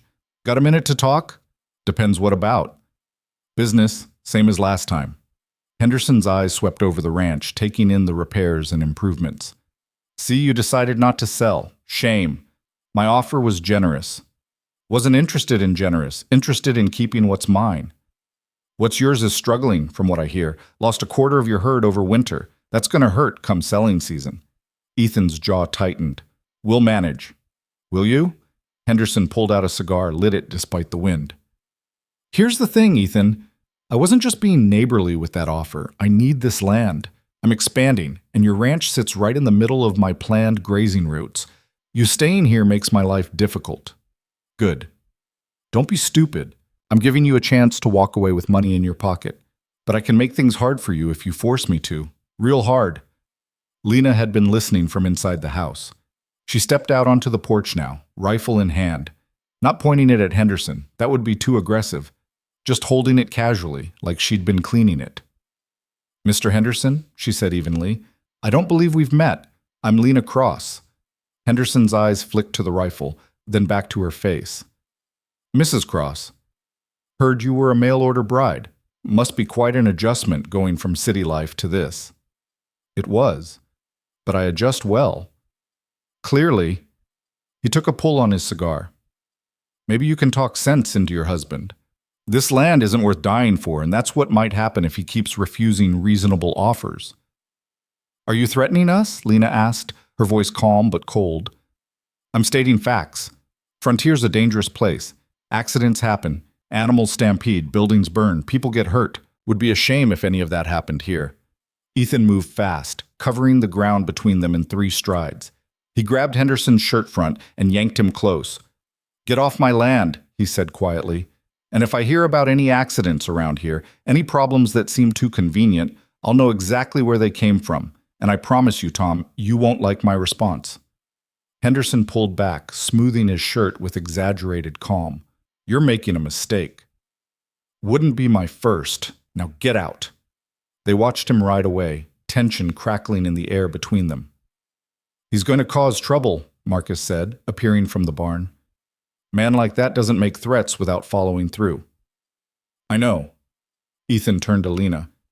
You shouldn't have come out here. Could have gotten dangerous. I wasn't going to let him intimidate you alone. We're partners, remember? Partners don't risk getting shot for no reason. There was a reason.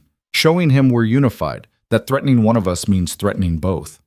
She met his eyes steadily. Besides, I wasn't going to shoot him unless he drew first, probably. Despite the tension, Ethan almost smiled. Probably? I'm still learning appropriate responses to different situations. Maybe I'd have shot him in the leg, just to make a point. This time he did smile, brief but genuine. You're going to give me a heart attack one of these days. Better than letting Henderson walk all over us. Over the next few weeks, small things started going wrong. A section of fence was cut during the night, letting a dozen cattle wander onto neighboring land. Someone left the barn door open, and 2 horses got loose. The water trough developed a crack that drained it overnight.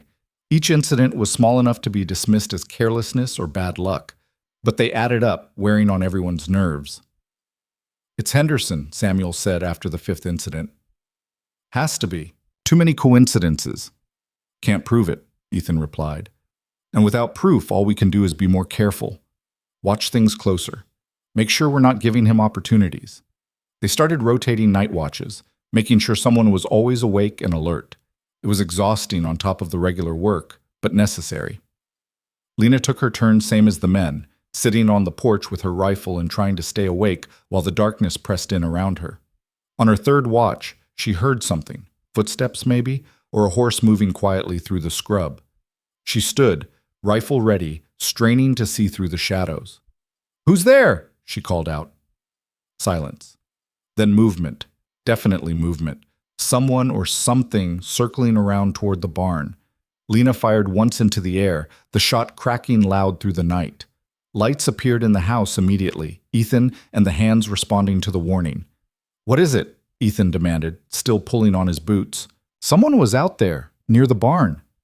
They searched but found nothing except fresh tracks. Boot prints, human, leading away toward Henderson's land. No proof of who they belonged to, but the message was clear. He's testing us, Marcus said, studying the tracks by lantern light, seeing how alert we are, what our response time is. Then we make sure we're ready, Ethan said grimly. From now on, 2 people on watch, armed, and we set up warning bells around the perimeter. Anything that moves, we'll hear it. The preparations turned the ranch into something close to a fortress. Lena hated it, hated feeling under siege in her own home, but she understood the necessity. In early June, things escalated.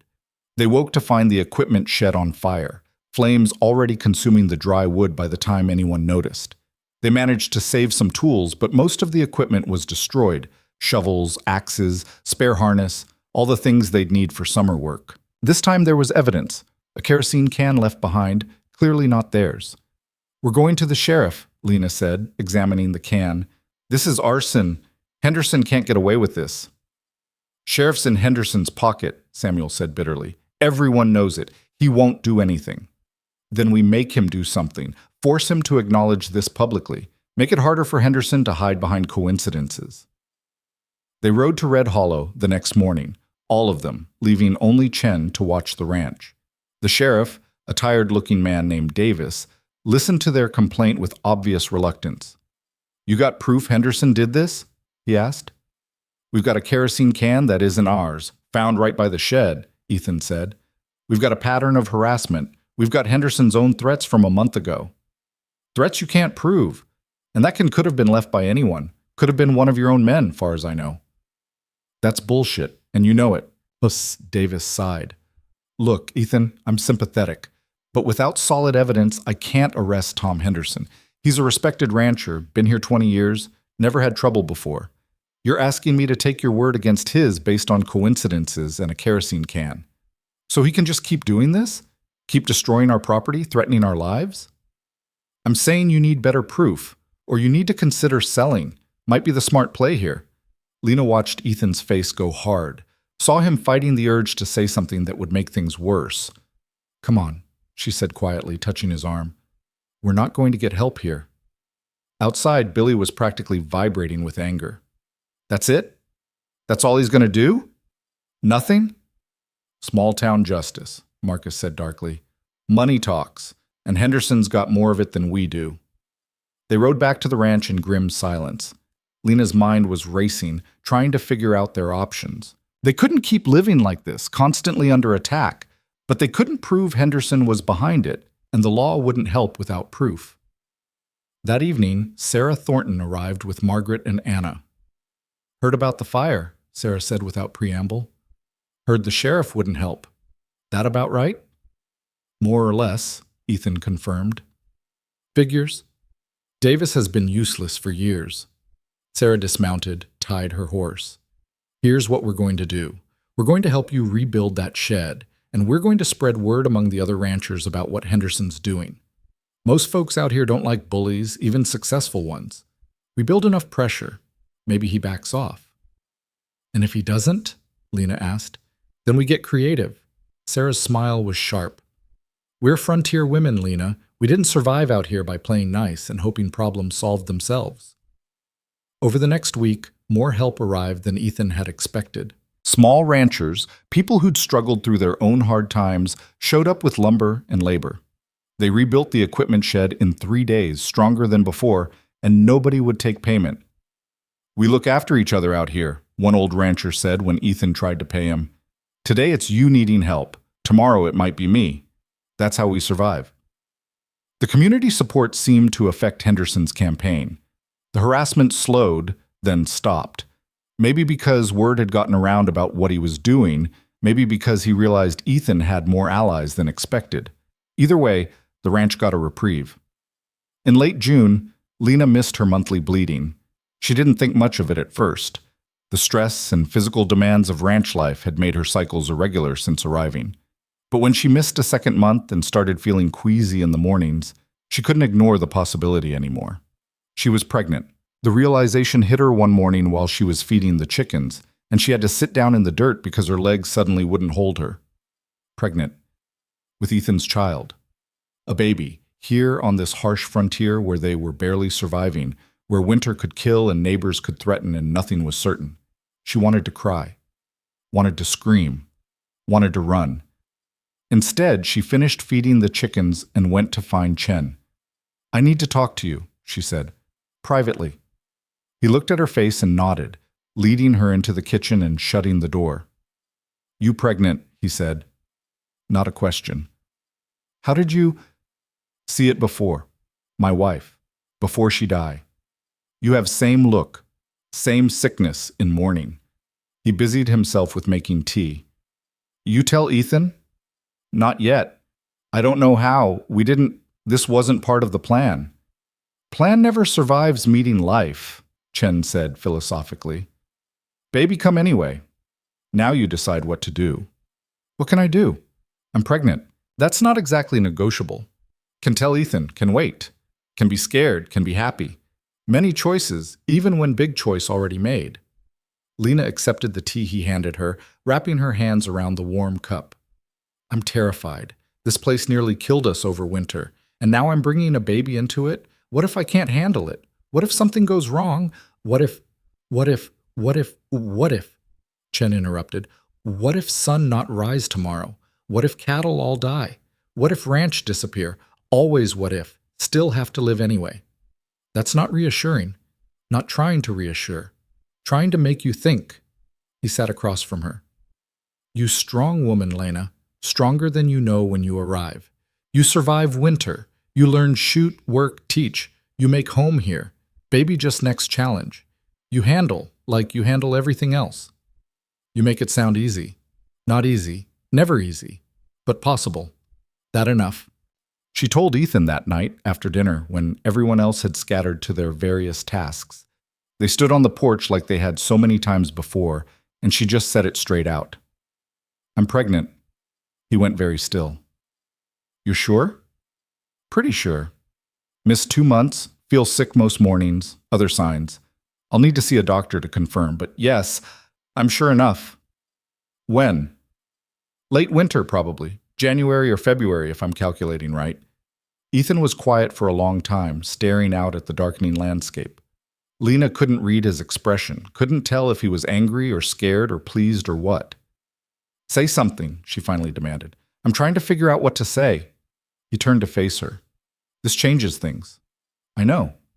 Winter's going to be harder with you pregnant. Delivery could be complicated. We'd need to get a doctor out here, assuming the weather cooperates. And then there's a baby to care for while trying to keep the ranch running. I know all that. Her voice came out sharper than intended. You think I haven't been thinking about it constantly since I figured it out? I'm aware of every complication and danger and difficulty. What I need to know is whether you're angry about it. Angry? He looked genuinely surprised. Why would I be angry? Because it wasn't planned. Because it makes everything harder. Because he kissed her. Cut her off mid-sentence by pulling her close and kissing her hard, his hands framing her face with surprising gentleness. When he pulled back, Lena was too shocked to speak. I'm not angry, Ethan said quietly. I'm scared out of my mind, yeah, but not angry. We're married, Lena. We built something here together. A baby is part of that, even if the timing isn't perfect. The timing's terrible. Timing's always terrible on the frontier. We'll figure it out. His hand moved to her stomach, resting there lightly. We'll figure it out together. Something loosened in Lena's chest, some tight knot of fear she'd been carrying. You really mean that? Every word. They stood there in the gathering dark, his hand on her stomach where their child was growing, and for the first time since realizing she was pregnant, Lena felt something other than terror. She felt hope. News of the pregnancy spread through the ranch community faster than wildfire. Sarah and the other ranch women descended on the Cross Ranch with advice, supplies, and stories designed to either help or horrify, sometimes both. You'll want to save rags for the birth, Margaret said practically. Lots of them, and have hot water ready. Always hot water. My first labor lasted 26 hours, Anna offered, but the second was only 4, so maybe you'll get lucky. Don't listen to them, Sarah said. Every birth is different. Just make sure you've got someone who knows what they're doing there to help. Not just Ethan panicking in the corner. I don't panic, Ethan protested. All 4 women laughed at him. Every man panics during birth, Eliza said. It's genetic. My husband fainted twice. Despite the teasing, they were genuinely helpful. They taught Lena what to expect, what to prepare for, what danger signs to watch for during pregnancy. They promised that when her time came, they'd make sure she wasn't alone. Weather permitting, they'd be there to help. The men on the ranch reacted with varying degrees of awkwardness. Billy turned red whenever the pregnancy was mentioned. Samuel started treating Lena like she was made of glass, trying to do her work for her until she threatened to hit him with a shovel. Marcus just nodded and said, "Congratulations, ma'am," and went back to work like nothing had changed. Chen's response was the most practical. He started adjusting his cooking to make sure Lena got extra portions, sneaking her food even when she protested she wasn't hungry. "Baby need food," he said firmly. "You eat." As summer progressed, Lena's body changed. Her stomach began to swell, slight at first, but gradually more pronounced. She had to let out her dresses, adjust to new limitations on what she could physically do. Some days she felt fine, energetic even. Other days the exhaustion was crushing, forcing her to rest when there was still work to be done. The teaching lessons continued, growing larger as word spread. By July, she had 15 regular students, women and children mostly, but also a few ranch hands who'd never learned their letters. She held classes in the shade of the barn, using whatever materials she could scrounge, slates, chalk, paper when they could spare it. "You're building something important," Ethan told her after watching one particularly chaotic lesson where 3 children had argued loudly about whether Cat should have one T or 2. "Giving people tools they'll carry forever." "I'm barely staying ahead of them," Lena replied. "Half the time I feel like I'm making it up as I go." Welcome to frontier life. We're all making it up. In August, Henderson made one final move. He arrived at the ranch with a lawyer and official-looking documents, claiming that a survey had revealed the Cross Ranch boundaries were incorrect. that a significant portion of their land actually belonged to him through some obscure title dispute from 30 years back. "This is ridiculous," Ethan said, reading through the papers. "My father bought this land legally, had it surveyed, registered everything proper." "Surveys can be wrong," Henderson said smoothly, "and old titles can be complicated. I'm just trying to correct a historical error." "Historical error, my ass. You're trying to steal our land." "I'm trying to claim what's legally mine. You can fight it in court if you want, but that'll cost you money you don't have and time you can't spare. Or you can accept reality and sell me the rest for a fair price." The lawyer, a nervous man named Pritchard, cleared his throat. "Mr. Cross, I've examined the documents. Mr. Henderson's claim has some legal basis. Not saying it's ironclad, but it would be expensive to contest." Lena studied the papers over Ethan's shoulder, her mind racing. She'd spent years in Philadelphia society, watching her father navigate business deals and legal manipulations. She recognized the tactics Henderson was using: intimidation through complexity, leveraging the cost of fighting back, counting on them being too overwhelmed to resist effectively. "These documents are falsified," she said calmly. Henderson's expression flickered. "That's a serious accusation, Mrs. Cross." "It's also true. Look at the dates here. This survey is supposedly from 1847, but it references a territorial boundary that didn't exist until 1852. And this signature that's supposedly from the land office? The land office didn't have an office in this county until 1849.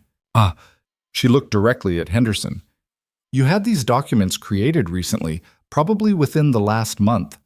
They're forgeries." The lawyer went pale. Henderson's face darkened. "You can't prove that," Henderson said. "Actually, I can. The territorial records are public. Anyone can verify the dates I just mentioned. And once we show a judge that your documents are falsified, you'll be facing fraud charges. That's prison time, Mr. Henderson, even for someone with your money and influence." There was a long, tense silence. Finally, Henderson stood. "You're making a mistake. Both of you." "No," Ethan said quietly. "We're protecting what's ours. Now get off our land and don't come back." After they left, Ethan turned to Lena with something like awe in his eyes. "How did you know all that? About the dates and boundaries?" "My father was a businessman. Not an honest one, but successful.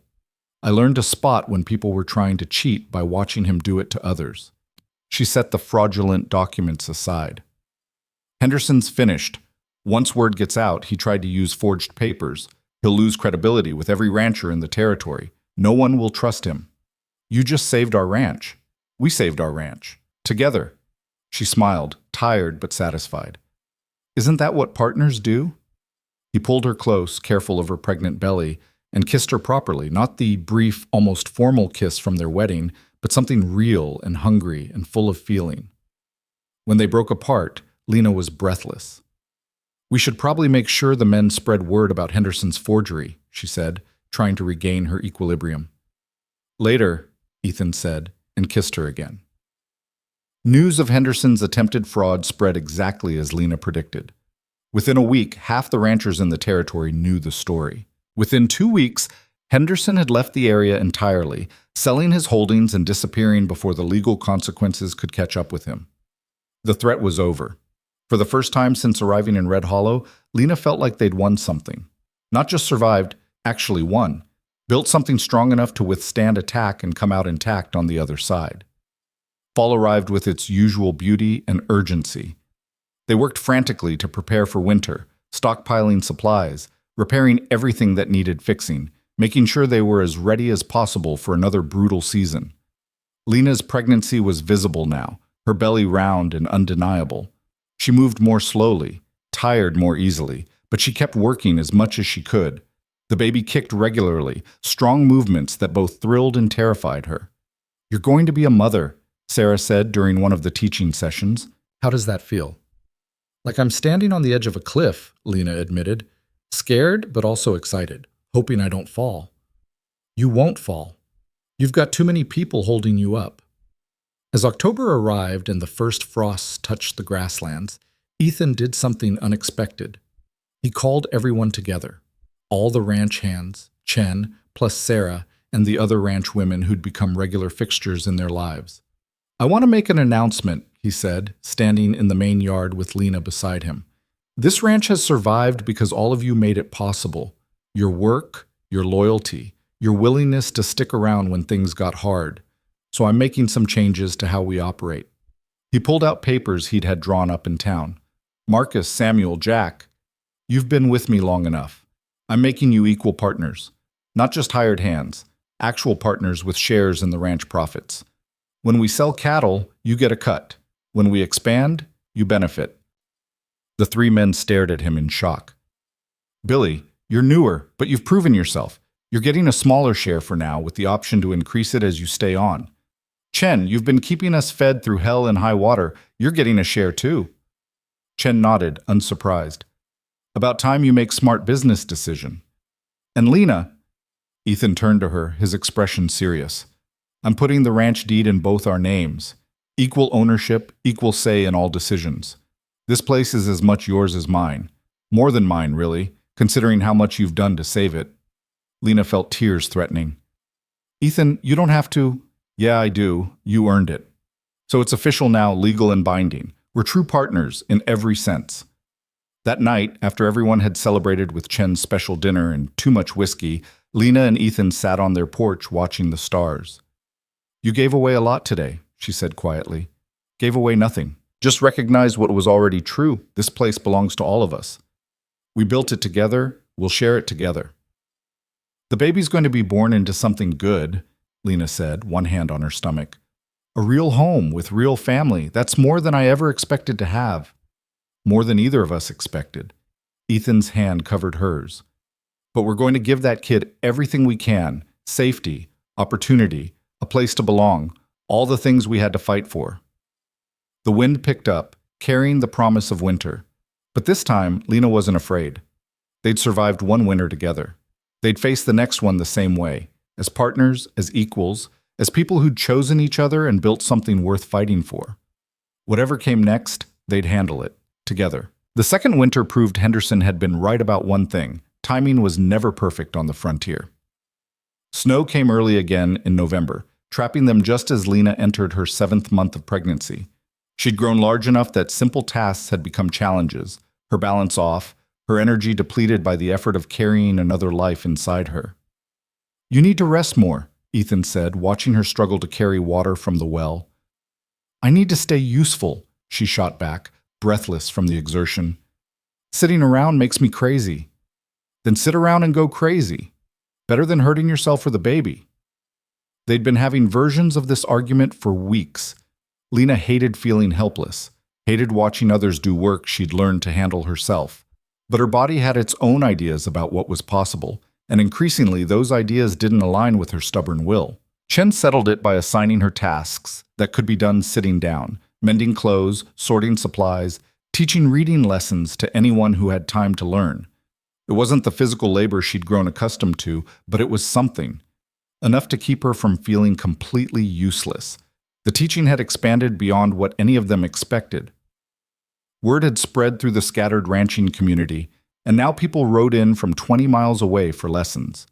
Lena had 15 regular students and another dozen who came when weather and work permitted. She'd organized them by skill level, working with complete beginners in the morning and more advanced students in the afternoon. Billy had progressed enough to read simple books now, stumbling over big words but getting the meaning. He'd started reading to the others in the bunkhouse at night, adventure stories mostly, tales of exploration and danger that made their own harsh lives seem almost ordinary by comparison. "You're changing things," Margaret told Lena during one particularly crowded lesson.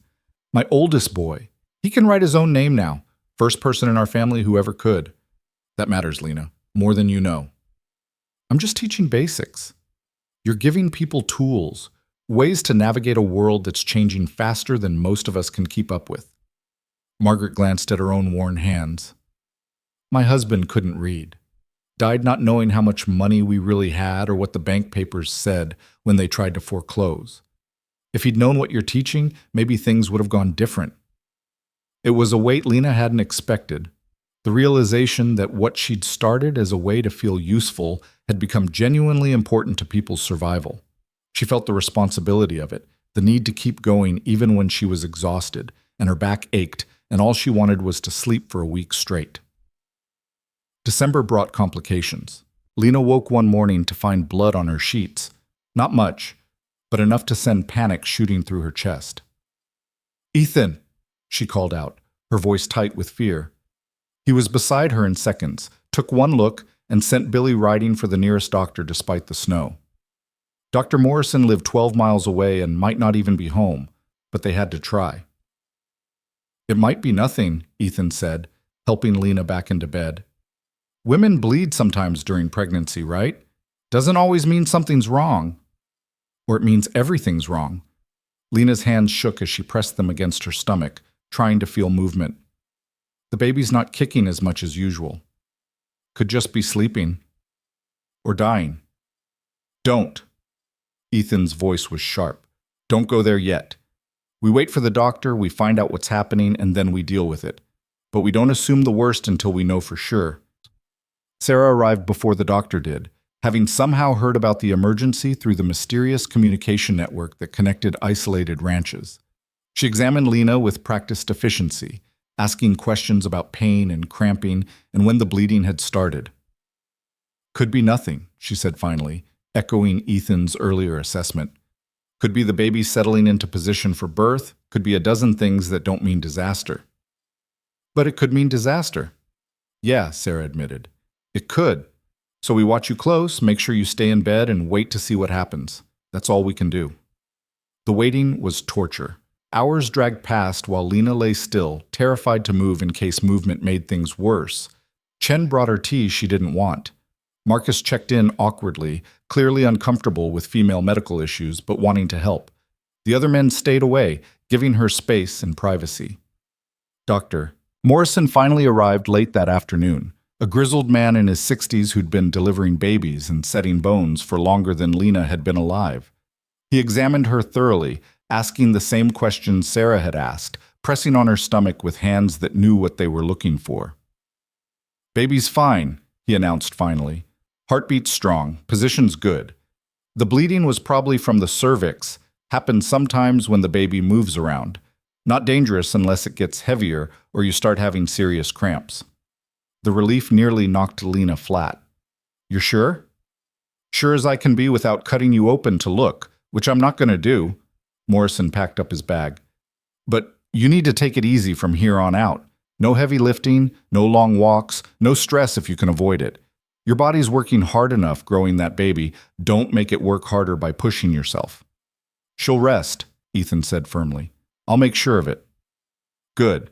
I'll check back in a few weeks, weather permitting. Send word if anything changes, more bleeding, severe pain, water breaking early."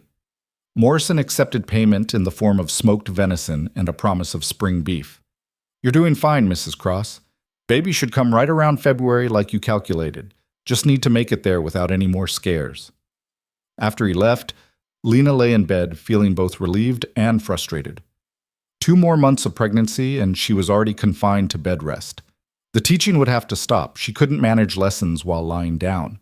The household tasks she'd taken over would fall back to the men or Chen. She'd be dependent again, helpless, watching others work while she grew larger and more uncomfortable. "I hate this," she said to Ethan that night. "I know. I finally felt competent at something, and now I can't even get out of bed without worrying I'll kill our baby." "You're growing our baby. That's not nothing. It feels like nothing. Feels like being useless with a medical excuse." Ethan settled into the chair beside the bed, a position he'd taken to occupying most evenings. "You want me to tell you it's not hard? That being stuck in bed for 2 months won't drive you half crazy? I can't do that because it's true. It will be hard, and you will go crazy. But the alternative is risking our child's life. So we deal with the hard thing because the alternative is worse." Very inspiring. "I'm not trying to inspire, I'm trying to be honest." He reached for her hand. "We'll get through this same way we've gotten through everything else. One day at a time, helping each other when we need it, being stubborn when that's what works." What if something goes wrong anyway? What if the baby comes early or there are complications or then we'll handle it together? His grip tightened on her hand. "I'm scared too, Lena. Terrified, actually. But being scared doesn't change what we have to do. She held onto his hand like it was the only solid thing in a shifting world. Outside, snow fell in thick curtains, burying the ranch under another layer of white. Winter was settling in for a long stay, and somewhere inside her, a baby prepared to be born into this harsh, beautiful, impossible place. Christmas came again, quieter than the previous year. Lena couldn't participate in the preparations, couldn't help with cooking or decorating or any of the small rituals that made the holiday feel special. She lay in bed while others worked, feeling like a burden despite everyone's insistence that she wasn't. But the men surprised her. On Christmas morning, they appeared with gifts they'd clearly spent weeks making.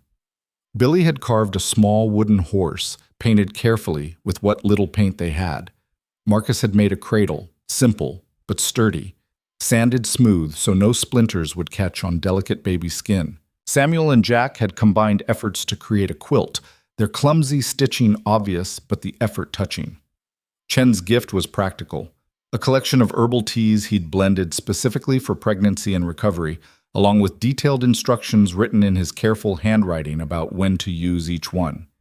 Ethan's gift came last. He pulled out a small box, handmade from scrap wood, and inside was a ring, not fancy, just a simple band he'd hammered out himself from a piece of silver. "Your wedding ring's getting tight," he said quietly. "Thought you could wear this one until the baby comes and the swelling goes down." It was thoughtful in a way that made her throat tight. She slipped it on her right hand where it fit perfectly. "Thank you," she managed. "All of you. This is... You didn't have to..." "Yeah, we did," Billy interrupted. "Your family. This is what family does." Sarah and the other ranch women visited when weather permitted, bringing supplies and company and the kind of frank advice only women who'd survived childbirth could offer. "Labor's going to hurt worse than anything you've ever felt," Anna said cheerfully. "But it ends. That's the important thing to remember when you're in the middle of it. It will end." "Helpful," Lena said dryly. "Better than lying to you. Some women try to make it sound like this beautiful, transcendent experience. It's not. It's messy and painful and scary. But you survive it, and then you have a baby, and somehow that makes the rest seem worth it." "How long did yours last?" Lena asked, both wanting and dreading the answer. "First one? 14 hours. Second was 8. Third through fifth were all under 6 hours. Your body figures out what it's doing after a while." 14 hours, Lena repeated faintly. "Could be longer, could be shorter. No way to know until it happens." Anna leaned back in her chair. "Just remember, women have been doing this since the beginning of time, in worse conditions than you've got. You're strong, you've got help, and you'll make it through." January arrived with brutal cold and heavy snow. They were completely cut off from town, from neighbors, from everything except the immediate world of the ranch. Lena watched the snow pile higher through her bedroom window and tried not to calculate how long it would take to get help if something went wrong during delivery. The baby was active now, moving constantly, pushing against her ribs and bladder with what seemed like deliberate intent to cause maximum discomfort. Lena found herself talking to it sometimes, one-sided conversations that probably made her sound crazy. "You better be worth all this," she muttered one afternoon, pressing a hand against where a tiny foot was jabbing her ribs. "All this discomfort and fear and complete disruption of my life. You owe me for this." "Baby can't hear you," Chen said, bringing afternoon tea. "Don't care. I'm establishing expectations early." "Good strategy. Start as you mean to continue." As January dragged toward February, everyone on the ranch grew tense with waiting. They'd done everything they could to prepare, boiled and stored water, gathered clean cloths, made sure the house stayed warm. Sarah had promised to come when labor started, along with Margaret, who'd assisted with dozens of births over the years. But the snow made promises difficult to keep, and everyone knew the baby might arrive before help could. On February 3rd, Lena woke to her water breaking. She lay there for a moment in the pre-dawn darkness, feeling the warm rush of fluid and knowing exactly what it meant. Labor was starting. The baby was coming. Everything they'd been preparing for was happening now. "Ethan," she said, her voice surprisingly calm. "It's time." He was awake instantly, moving with the quick efficiency he brought to ranch emergencies. "You're sure?" My water just broke. Pretty sure that's definitive. Right, okay. He pulled on clothes, already planning. I'll send Billy for Sarah and Margaret. Chen can handle the water and cloths. Marcus and the others can manage the ranch work. You just breathe or whatever you're supposed to do. I don't know what I'm supposed to do. I've never done this before. Neither have I. He kissed her forehead quickly. We'll figure it out together. The first contraction started an hour later, uncomfortable but manageable, like bad menstrual cramps.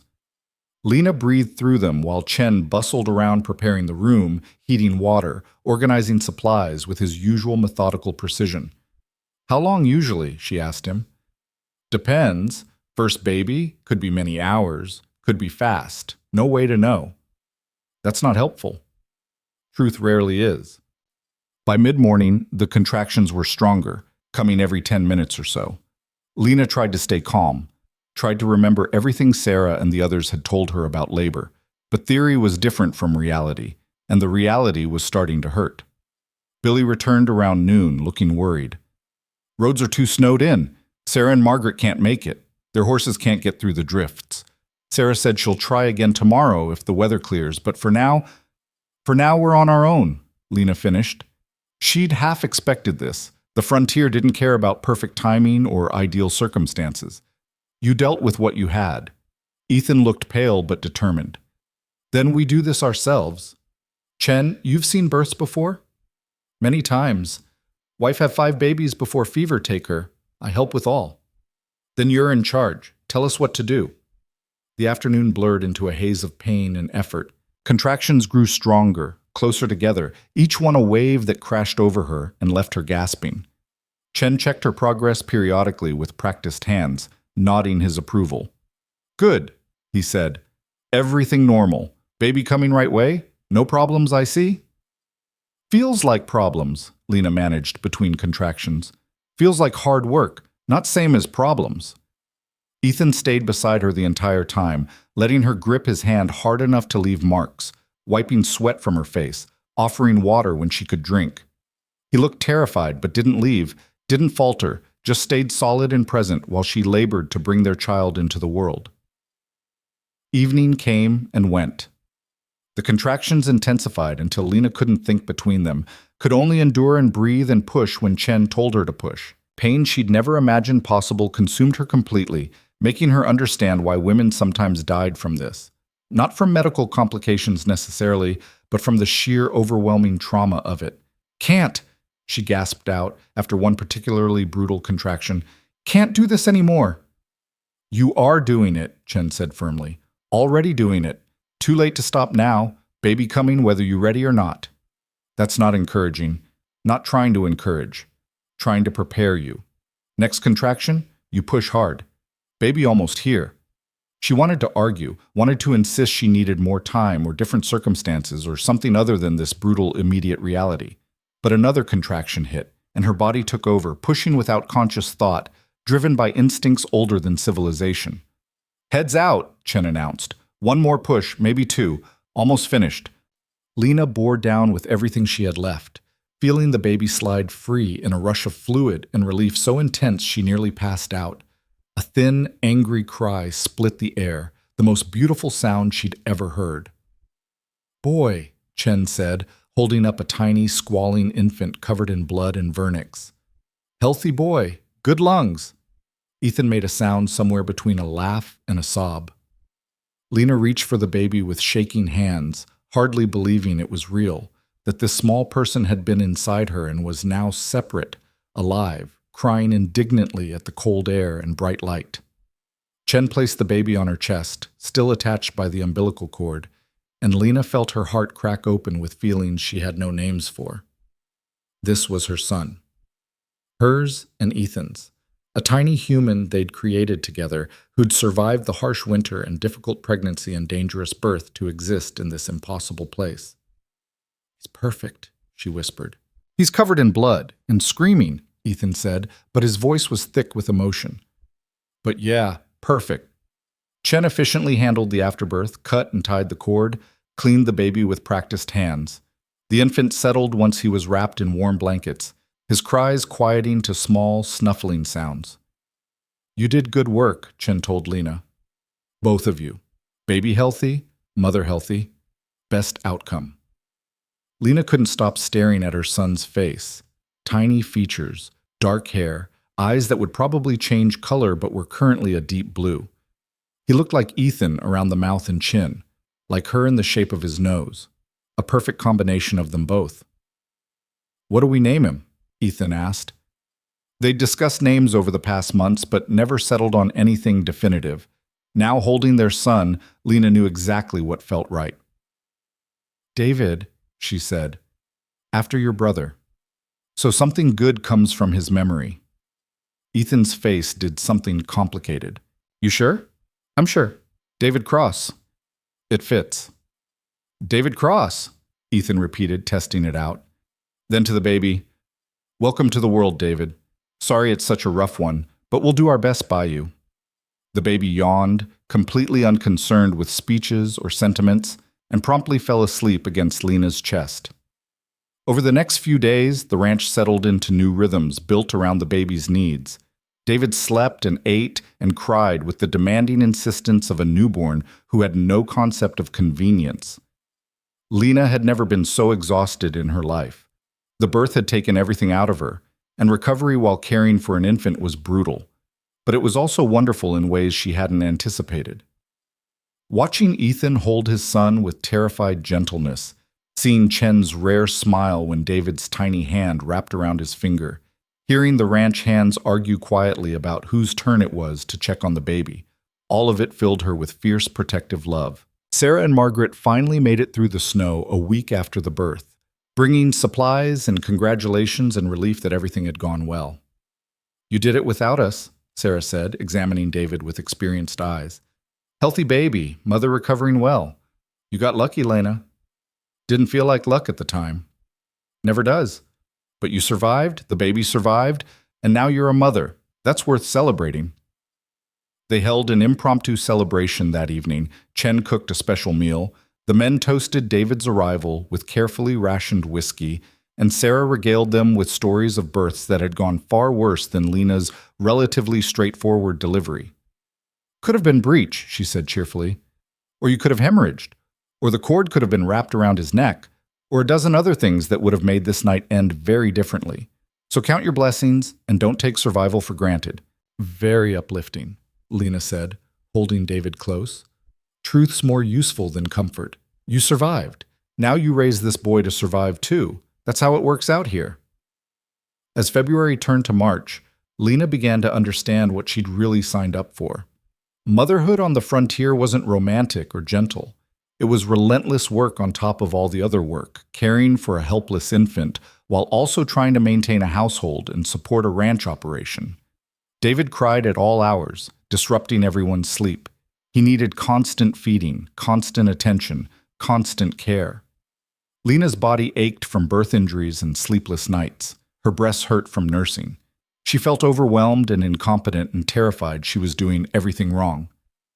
"Is he supposed to cry this much?" she asked Chen after a particularly difficult night. "All babies cry is their job." "I think he's sick or hungry or something's wrong." Chen examined David with practiced hands. "Baby fine. Just loud. Some babies loud, some quiet. You get loud one. Could be worse. Could be sick one." "That's not reassuring." Again with the reassurance. "I give you truth, not comfort. Truth is baby healthy, mother tired, everyone adjusting, normal for new baby." But despite the exhaustion and difficulty, Lena found moments of unexpected joy. David's first real smile, around 6 weeks old, made all the sleepless nights worth it. The way he'd quiet when Ethan held him, recognizing his father's voice. The ranch hands competing to make him laugh, their rough voices going soft and silly around the baby. The teaching lessons resumed in March, with Lena holding David while conducting classes. The students didn't mind. Several of them had brought their own children anyway, turning the lessons into chaotic but effective sessions where multiple generations learned together. "You're teaching my daughter to read while feeding your son," Anna observed one afternoon. "That's impressive multitasking." "That's desperation," Lena corrected. If I waited until I had free time and energy, nothing would ever get done. Welcome to motherhood. It only gets more complicated from here. By April, they'd settled into something approaching routine. David was sleeping slightly longer stretches at night. Lena's body had mostly healed from childbirth. The ranch work continued with its usual demands, but now with an infant adding an extra layer of complexity to everything. Ethan had taken to carrying David in a sling while doing lighter work around the ranch, the baby strapped to his chest while he repaired fences or sorted equipment. It was an odd sight, this tough, weathered rancher moving carefully so as not to jostle the sleeping infant against his heart. "You're going to spoil him," Marcus teased. "Good. Kid's got a hard enough life ahead of him. May as well spoil him while I can." Spring brought renewed hope and energy. The snow melted, revealing grass that would feed the recovering cattle herd. They'd made it through another winter, and this time with a new member of the family. The teaching program was thriving, expanding to include more advanced subjects for students who'd mastered the basics. And the ranch partnership Ethan had established was paying off, everyone working harder because they had a real stake in the success. In late April, Red Hollow's mayor appeared at the ranch, an officious man named Garrett, who'd mostly ignored them until now. "Mrs. Cross," he said, removing his hat, "I've been hearing interesting things about your teaching program." "Have you?" Lena kept her tone neutral, unsure where this was going. "The town council has been discussing the need for a proper school. Red Hollow's growing, more families settling in the area, and we need education for the children. We'd like to offer you the position of town school teacher." Lena stared at him. "You're offering me a job?" "A position, yes. Paid from town funds, with a dedicated building. You'd teach 5 days a week during school months, educating all children in the area who want to attend." Garrett pulled out papers.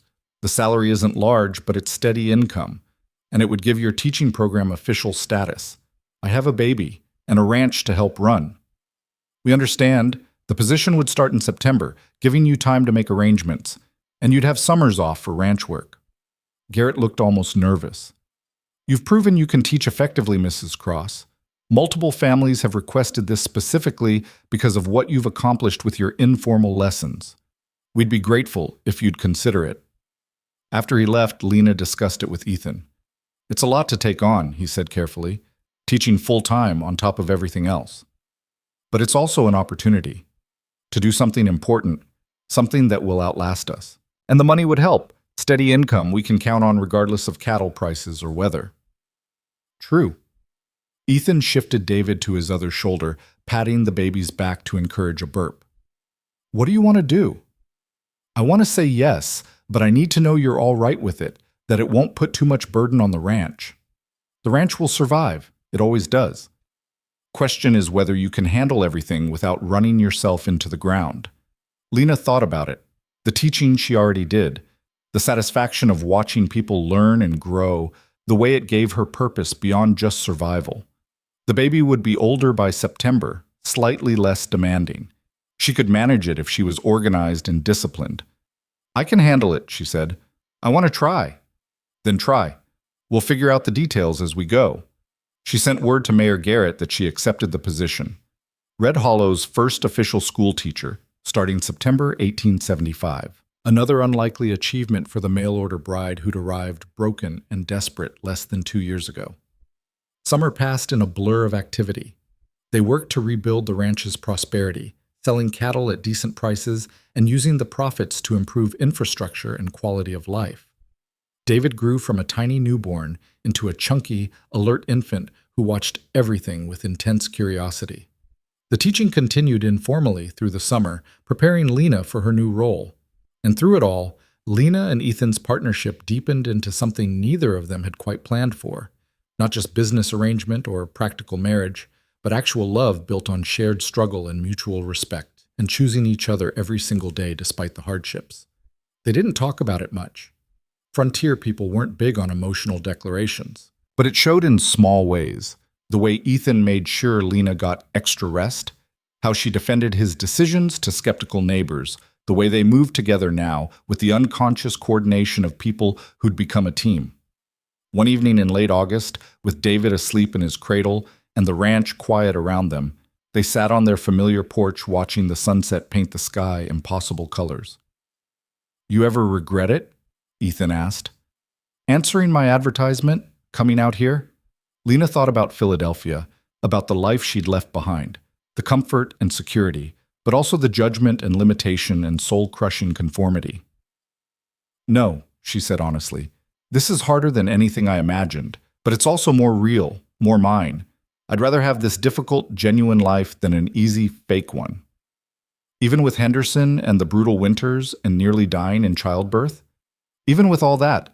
Because I also got you and David and this place we've built together. I got to become someone I actually respect instead of just someone others approved of. She leaned against him. "So, no.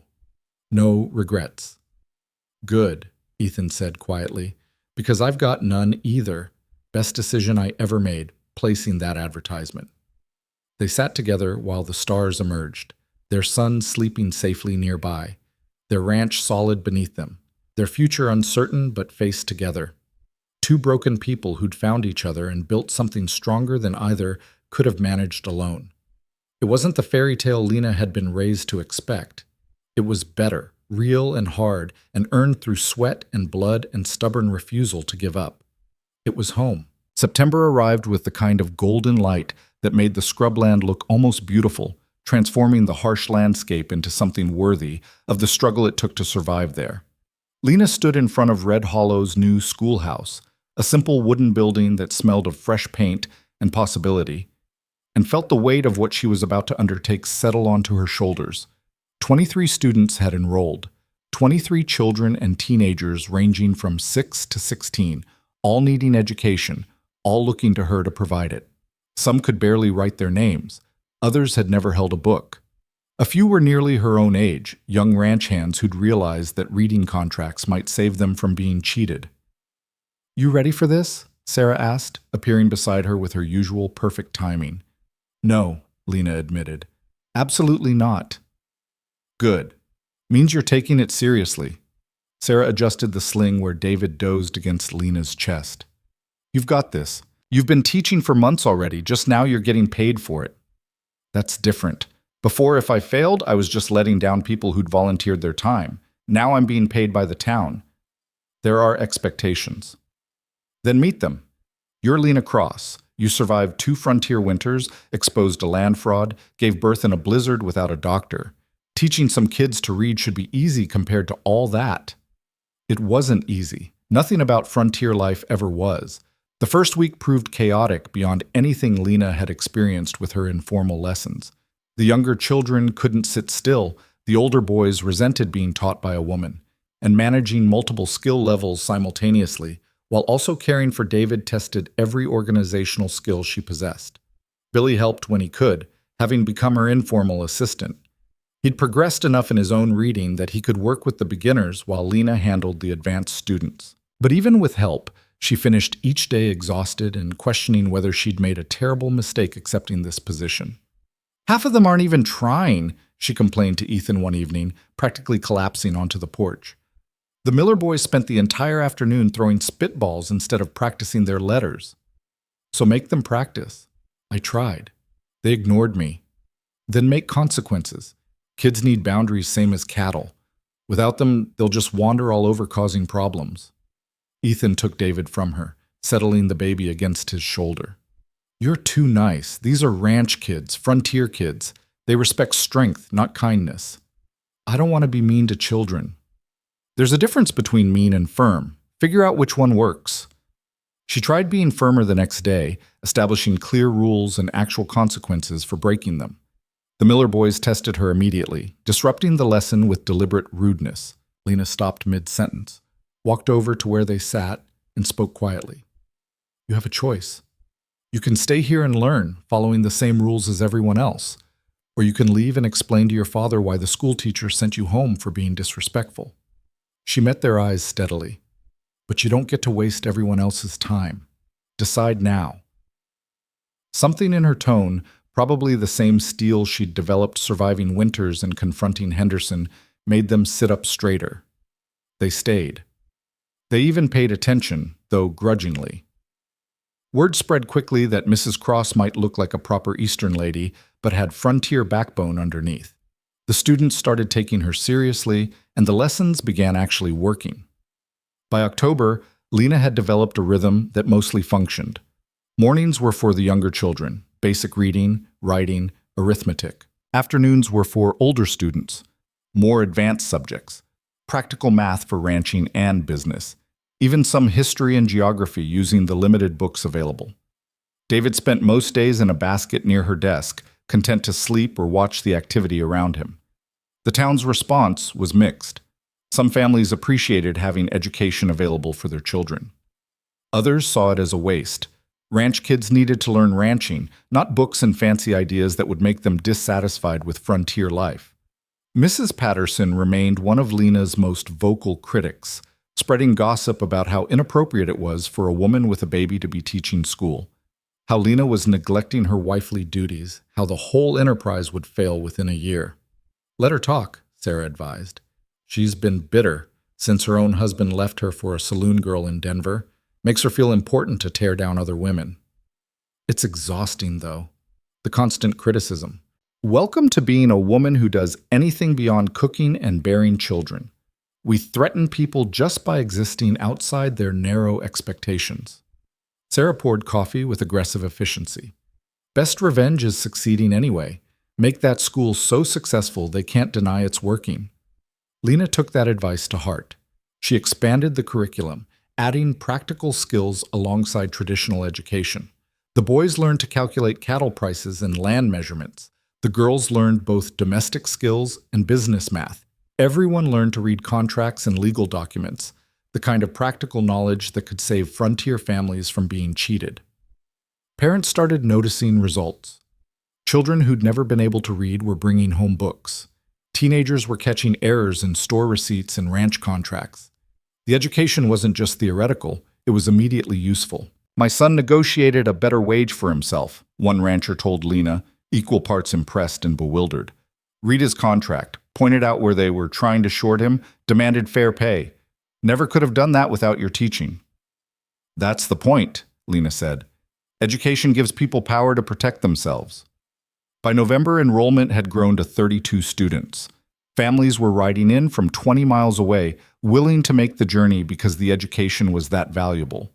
Lena had to establish a waiting list, limiting enrollment to what she could reasonably manage. The success brought unexpected attention. A journalist from Denver visited Red Hollow, writing a story about the frontier school teacher who was revolutionizing education in rural territories. The article made Lena sound far more impressive than she felt, describing her as a pioneer of practical education and proof that women's contribution to frontier civilization extended beyond traditional domestic roles. "You're famous now," Ethan said, reading the article with amusement. "It says here you're a beacon of enlightenment in the wilderness." "It's embarrassing. I'm just teaching kids to read." "You're teaching them to think. That's different. That's dangerous to people who profit from others being ignorant." He folded the newspaper. "Be careful, Lena. Success makes enemies." He was right. As winter approached and the school's reputation grew, opposition organized. A group of more conservative townspeople, led by Mrs. Patterson and supported by Reverend Michaels, petitioned the town council to close the school, arguing that it was inappropriate, unnecessary, and a waste of town funds. "They're claiming you're teaching radical ideas," Mayor Garrett explained, looking uncomfortable. "Saying you're encouraging children to disrespect their parents and traditional values." "I'm teaching them to read," Lena said flatly. "What's radical about literacy?" "Nothing, in my view. But there are people who see education as threatening, especially for women and lower-class children. They think everyone should stay in their assigned place." Garrett shuffled his papers. "There's going to be a town meeting next week. The council will vote on whether to continue funding the school. You should be prepared to defend it."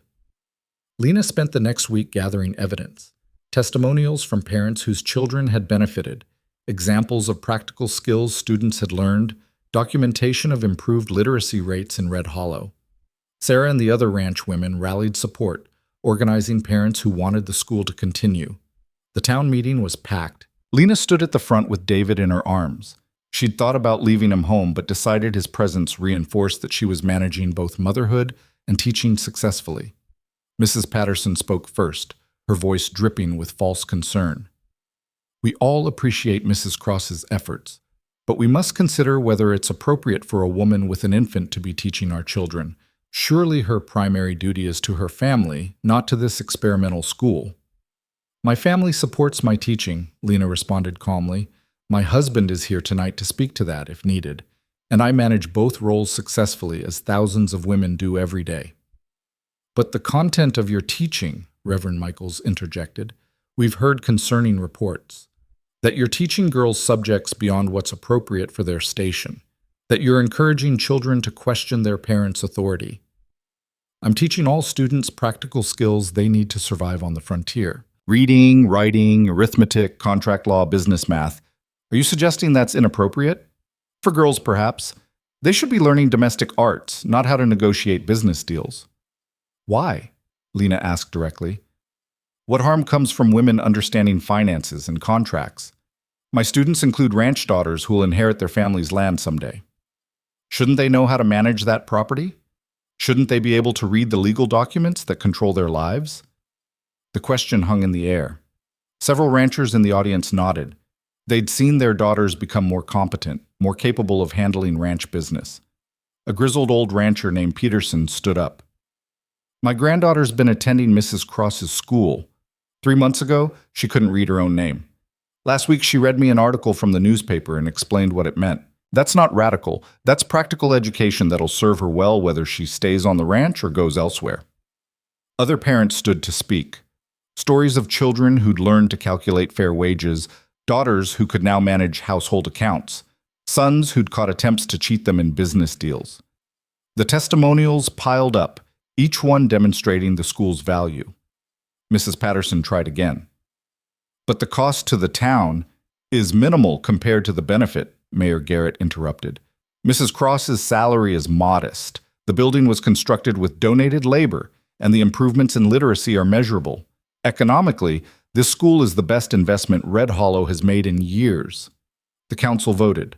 4 in favor of continuing the school, 1 against. The school would stay open, funded through at least the next year. Lena felt something release in her chest, a tension she'd been carrying since the opposition started organizing. She'd won. The school was safe. Her students would continue learning. Outside after the meeting, Ethan pulled her aside. You handled that well? Didn't get emotional, just presented facts. I was terrified the whole time. Couldn't tell. You looked confident. Powerful, even. He smiled slightly. The journalist was right. You are a beacon of enlightenment. Stop, that's mortifying. It's true, though. You're changing things here, Lena, making Red Hollow better than it was. Winter arrived with familiar brutality, but this time they were better prepared. The ranch had rebuilt its cattle herd, stockpiled supplies, reinforced buildings against the cold. David was older now, less fragile, sleeping through the night more often. And Lena had help. Sarah and the other ranch women had established a support network, checking on each other regularly, sharing resources when needed. The school closed for December and January due to weather, but Lena continued teaching informally at the ranch when students could make it through the snow. She'd converted her initial teaching group into a kind of advanced class, working on more complex material during the winter months. You're creating a whole educated generation, Margaret observed during one particularly intense grammar lesson. These kids are going to run things around here someday, and they'll all have learned from you. Assuming they don't forget everything I taught them. They won't. You made it matter, made it useful. That sticks with people. The third winter at the ranch felt different from the previous 2. They still worked hard, still worried about cattle and supplies and whether they'd make it through to spring. But there was less desperation now, less fear that one bad break would destroy everything they'd built. They'd proven they could survive. Now they were learning to thrive. David celebrated his first birthday in February with a small party, just the ranch household and Sarah's family. He smashed cake into his face with gleeful enthusiasm, took his first wobbling steps, and generally behaved like the happy, healthy child they'd somehow managed to raise despite the harsh conditions. He's going to be trouble, Chen predicted, watching David grab everything within reach. Already is, Ethan agreed fondly. Good. Trouble means spirit. Spirit helps survive. As winter released its grip and spring approached, Lena realized she was pregnant again. This time there was no panic, no fear that she couldn't handle it, just a calm acceptance that their family was growing, that another child would arrive in the fall, that they'd manage it the same way they'd managed everything else, through stubborn determination and mutual support. "You're sure?" Ethan asked when she told him. "Pretty sure. Same signs as last time." How do you feel about it? Lena thought about that. Tired already, just thinking about it, but also good. David should have siblings, and we're in better shape than we were last time. More money, more stability, more confidence that we know what we're doing. Do we know what we're doing? Absolutely not, but we'll figure it out anyway. The school reopened in March with 40 students now.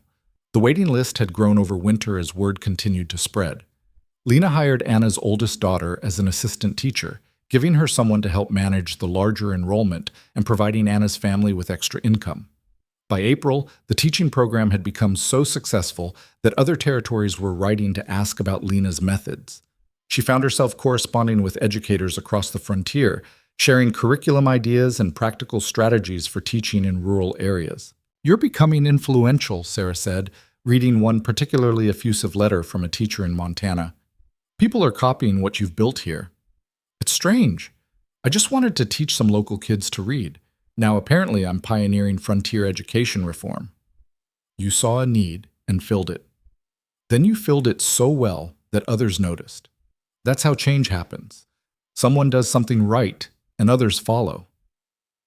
In May, something unexpected happened. Lena's parents wrote to her. The letter arrived via the irregular mail service, forwarded through 3 different territories before reaching Red Hollow. Lena stared at the familiar handwriting on the envelope, her hands shaking slightly.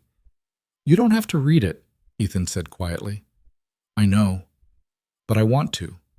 Need to, maybe." She opened it carefully. Inside were 2 letters, one from her mother, one from her father. Her mother's was brief and stiff, acknowledging Lena's marriage and the birth of her grandson with formal politeness but no real warmth. It read like a business correspondence, not communication between family members. Her father's letter was different, longer, more personal. "Lena, I was wrong. About Thomas. About forcing you to marry him. About cutting you off when you refused. I've spent the past 2 years trying to justify my actions, telling myself I was doing what was best for you. But I've come to realize I was protecting my own pride and social standing, not your welfare. Your mother showed me the newspaper article about your teaching. I've read it a dozen times. You've built something meaningful out there, something that matters. I'm proud of you, though I have no right to be after how I treated you. I'm not asking for forgiveness. I don't deserve it. But I wanted you to know that I was wrong and that I'm sorry. If you ever want to correspond, I would welcome it. If not, I understand."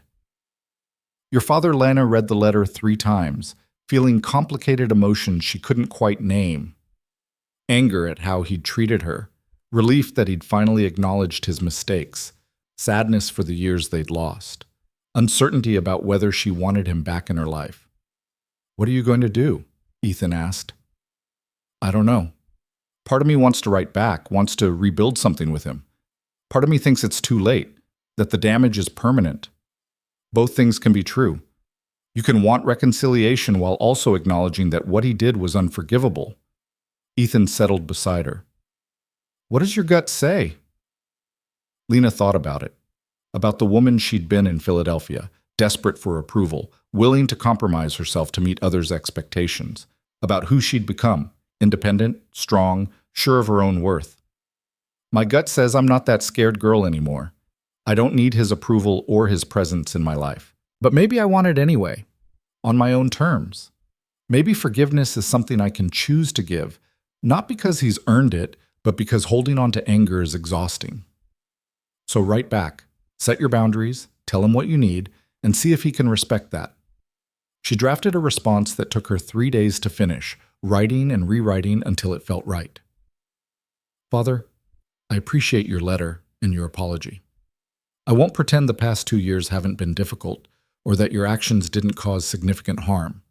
But I've built a good life here despite, or perhaps because of, being forced to leave Philadelphia. I'm willing to correspond, but on the following terms. You respect my choices and my life here.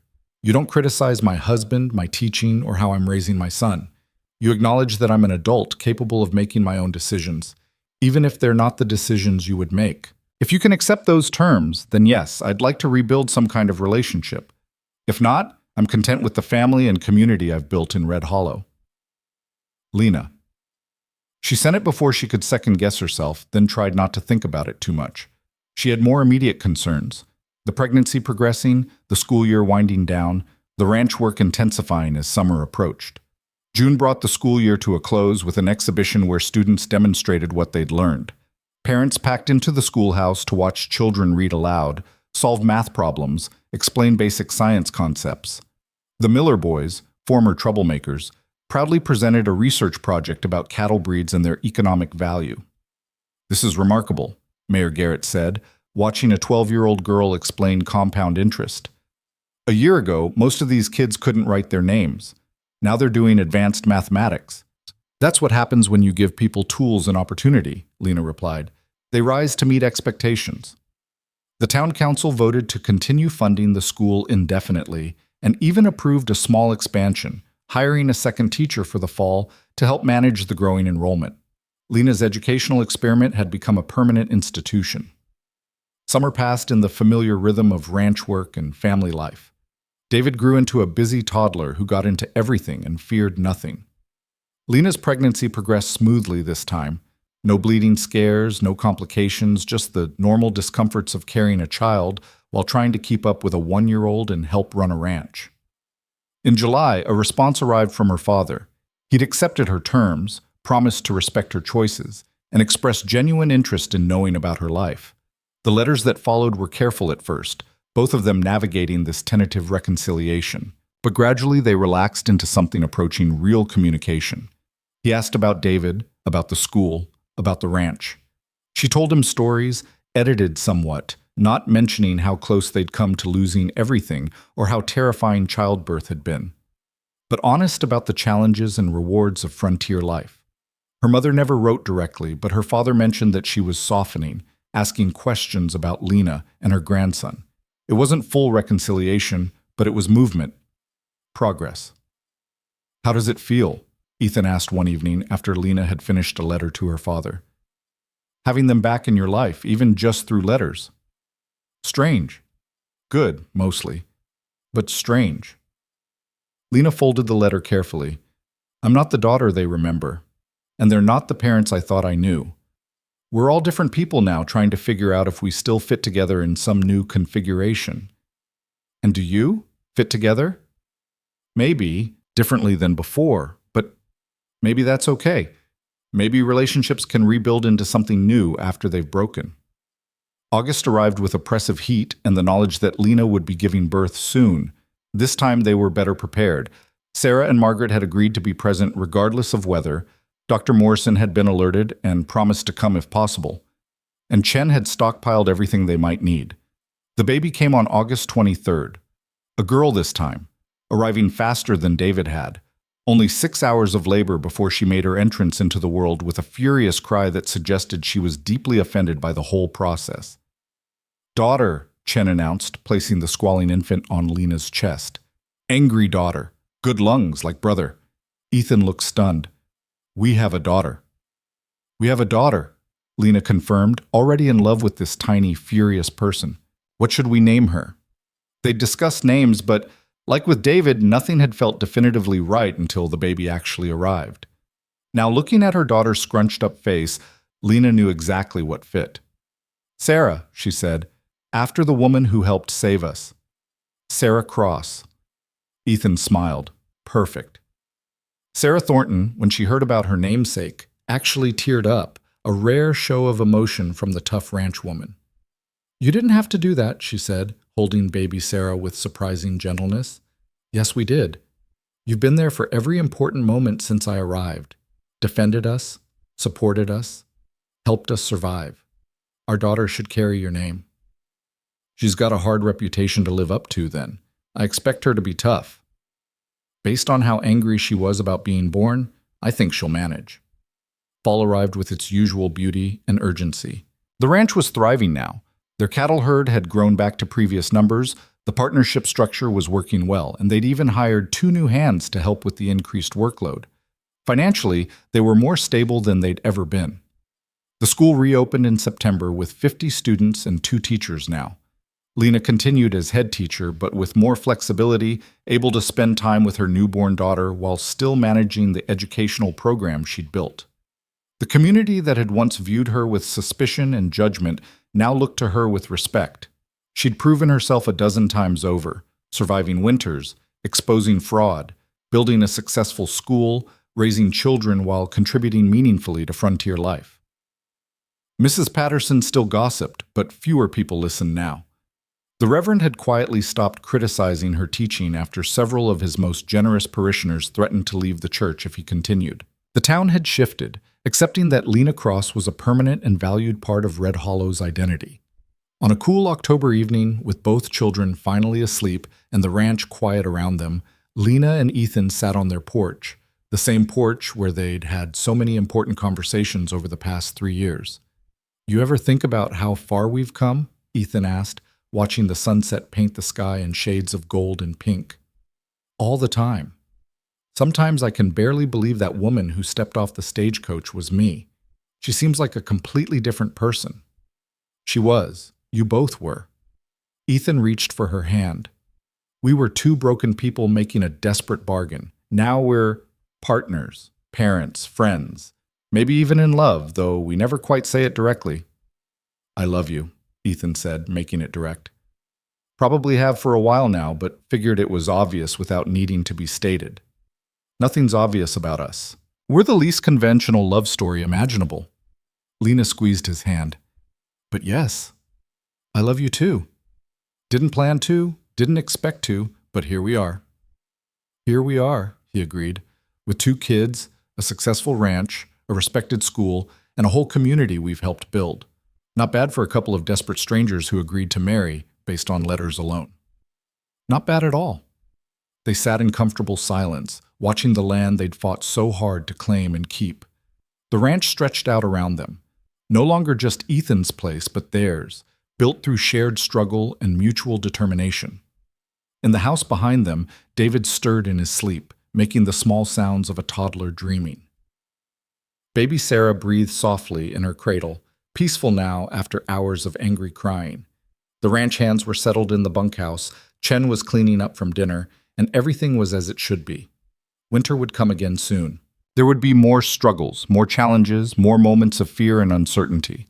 The frontier didn't get easier just because you'd survived it before. But Lena wasn't afraid anymore. She'd learned what she was capable of, what they were capable of together. "You know what I'm most proud of?" Lena asked quietly. "What?" "That we built something that'll outlast us. The ranch will go to our children, and they'll pass it to theirs. The school will keep teaching kids long after I'm gone. We're leaving the world better than we found it, in small but real ways. That's the best anyone can hope for, I think, to matter, to make a difference. We did that. Against all odds, we actually did that." As the stars began to emerge and the temperature dropped toward freezing, they finally went inside. The house was warm from Chen's cooking fire, filled with the smell of bread and coffee, and the lived-in comfort of a place that was truly home. Lena checked on both children one more time before heading to bed. David sprawled across his small mattress like he owned the world. Sarah swaddled tight and sleeping peacefully. Her children, her family, her life, built from the ruins of her old one. She'd come to Red Hollow broken and desperate, willing to marry a stranger because she had no other options. She'd endured brutal winters, threatening neighbors, difficult childbirth, and constant judgment from people who thought they knew better than she did what her life should look like. And she'd survived it all. More than survived, she'd thrived, built something meaningful, became someone she actually respected. In Philadelphia, she'd been someone's daughter, someone's fiancée, defined entirely by her relationships to men and her adherence to social expectations. Here, she was Lena Cross, teacher, mother, ranch partner, respected community member. A person in her own right, valued for what she contributed rather than how well she conformed. The transformation hadn't been easy or smooth. There had been moments of doubt, Nights of despair, times when she'd questioned every choice that led her to this harsh, unforgiving place. But standing here now, in the home she'd helped build with the family she'd created, Lena wouldn't change a single thing. Because the hard truth about the frontier was that it broke some people and forged others into something stronger. It demanded everything you had and gave back exactly what you could earn through sweat and determination and refusal to quit. Lena had earned this life, had earned the respect of her community, the love of her husband, the security of knowing she belonged somewhere that mattered. And she'd done it on her own terms, refusing to be anything less than fully herself even when that was the harder path. As she settled into bed beside Ethan, listening to the wind beginning to pick up outside, Lena felt something she'd never quite experienced before. Not happiness exactly. Frontier life was too hard for simple happiness, but contentment, satisfaction. The bone-deep knowledge that she was exactly where she was supposed to be, doing exactly what she was meant to do. "Thank you," she said quietly. Ethan stirred. "For what?" "For placing that advertisement, for being honest instead of romantic, for building this with me instead of trying to control me, for giving me the chance to become this version of myself. You would have found your way regardless. You're too stubborn not to." "Maybe, but I'm glad I found it here, with you." He pulled her close, careful not to disturb her still healing body from childbirth. "Me too. Best partnership I ever made." Outside, the first snow of the season began to fall, early, like always, giving them little time to prepare, but they were ready. They were always ready now, had learned through hard experience exactly what survival required. Tomorrow would bring work and challenges and all the usual demands of ranch life. There would be cattle to tend, children to raise, students to teach. The cycle would continue, relentless and unforgiving and somehow beautiful in its harsh simplicity. But tonight they rested. Two people who'd started as strangers making a desperate bargain, who'd become partners through shared struggle, who'd found love in the process of building something worth loving. Their children slept safely nearby. Their ranch stood solid against the coming winter. Their community had accepted them, respected them, valued what they contributed. They'd made it. Against all odds and expectations, they'd actually made it. And as Lena drifted toward sleep, listening to the wind howl and the snowfall, and Ethan's steady breathing beside her, she felt something she'd never expected to find when she fled Philadelphia in disgrace. She felt home. Not the place, though the ranch was certainly that, but the deeper sense of belonging, of being known and accepted and valued for exactly who she was, of having built something real and lasting through her own effort and determination.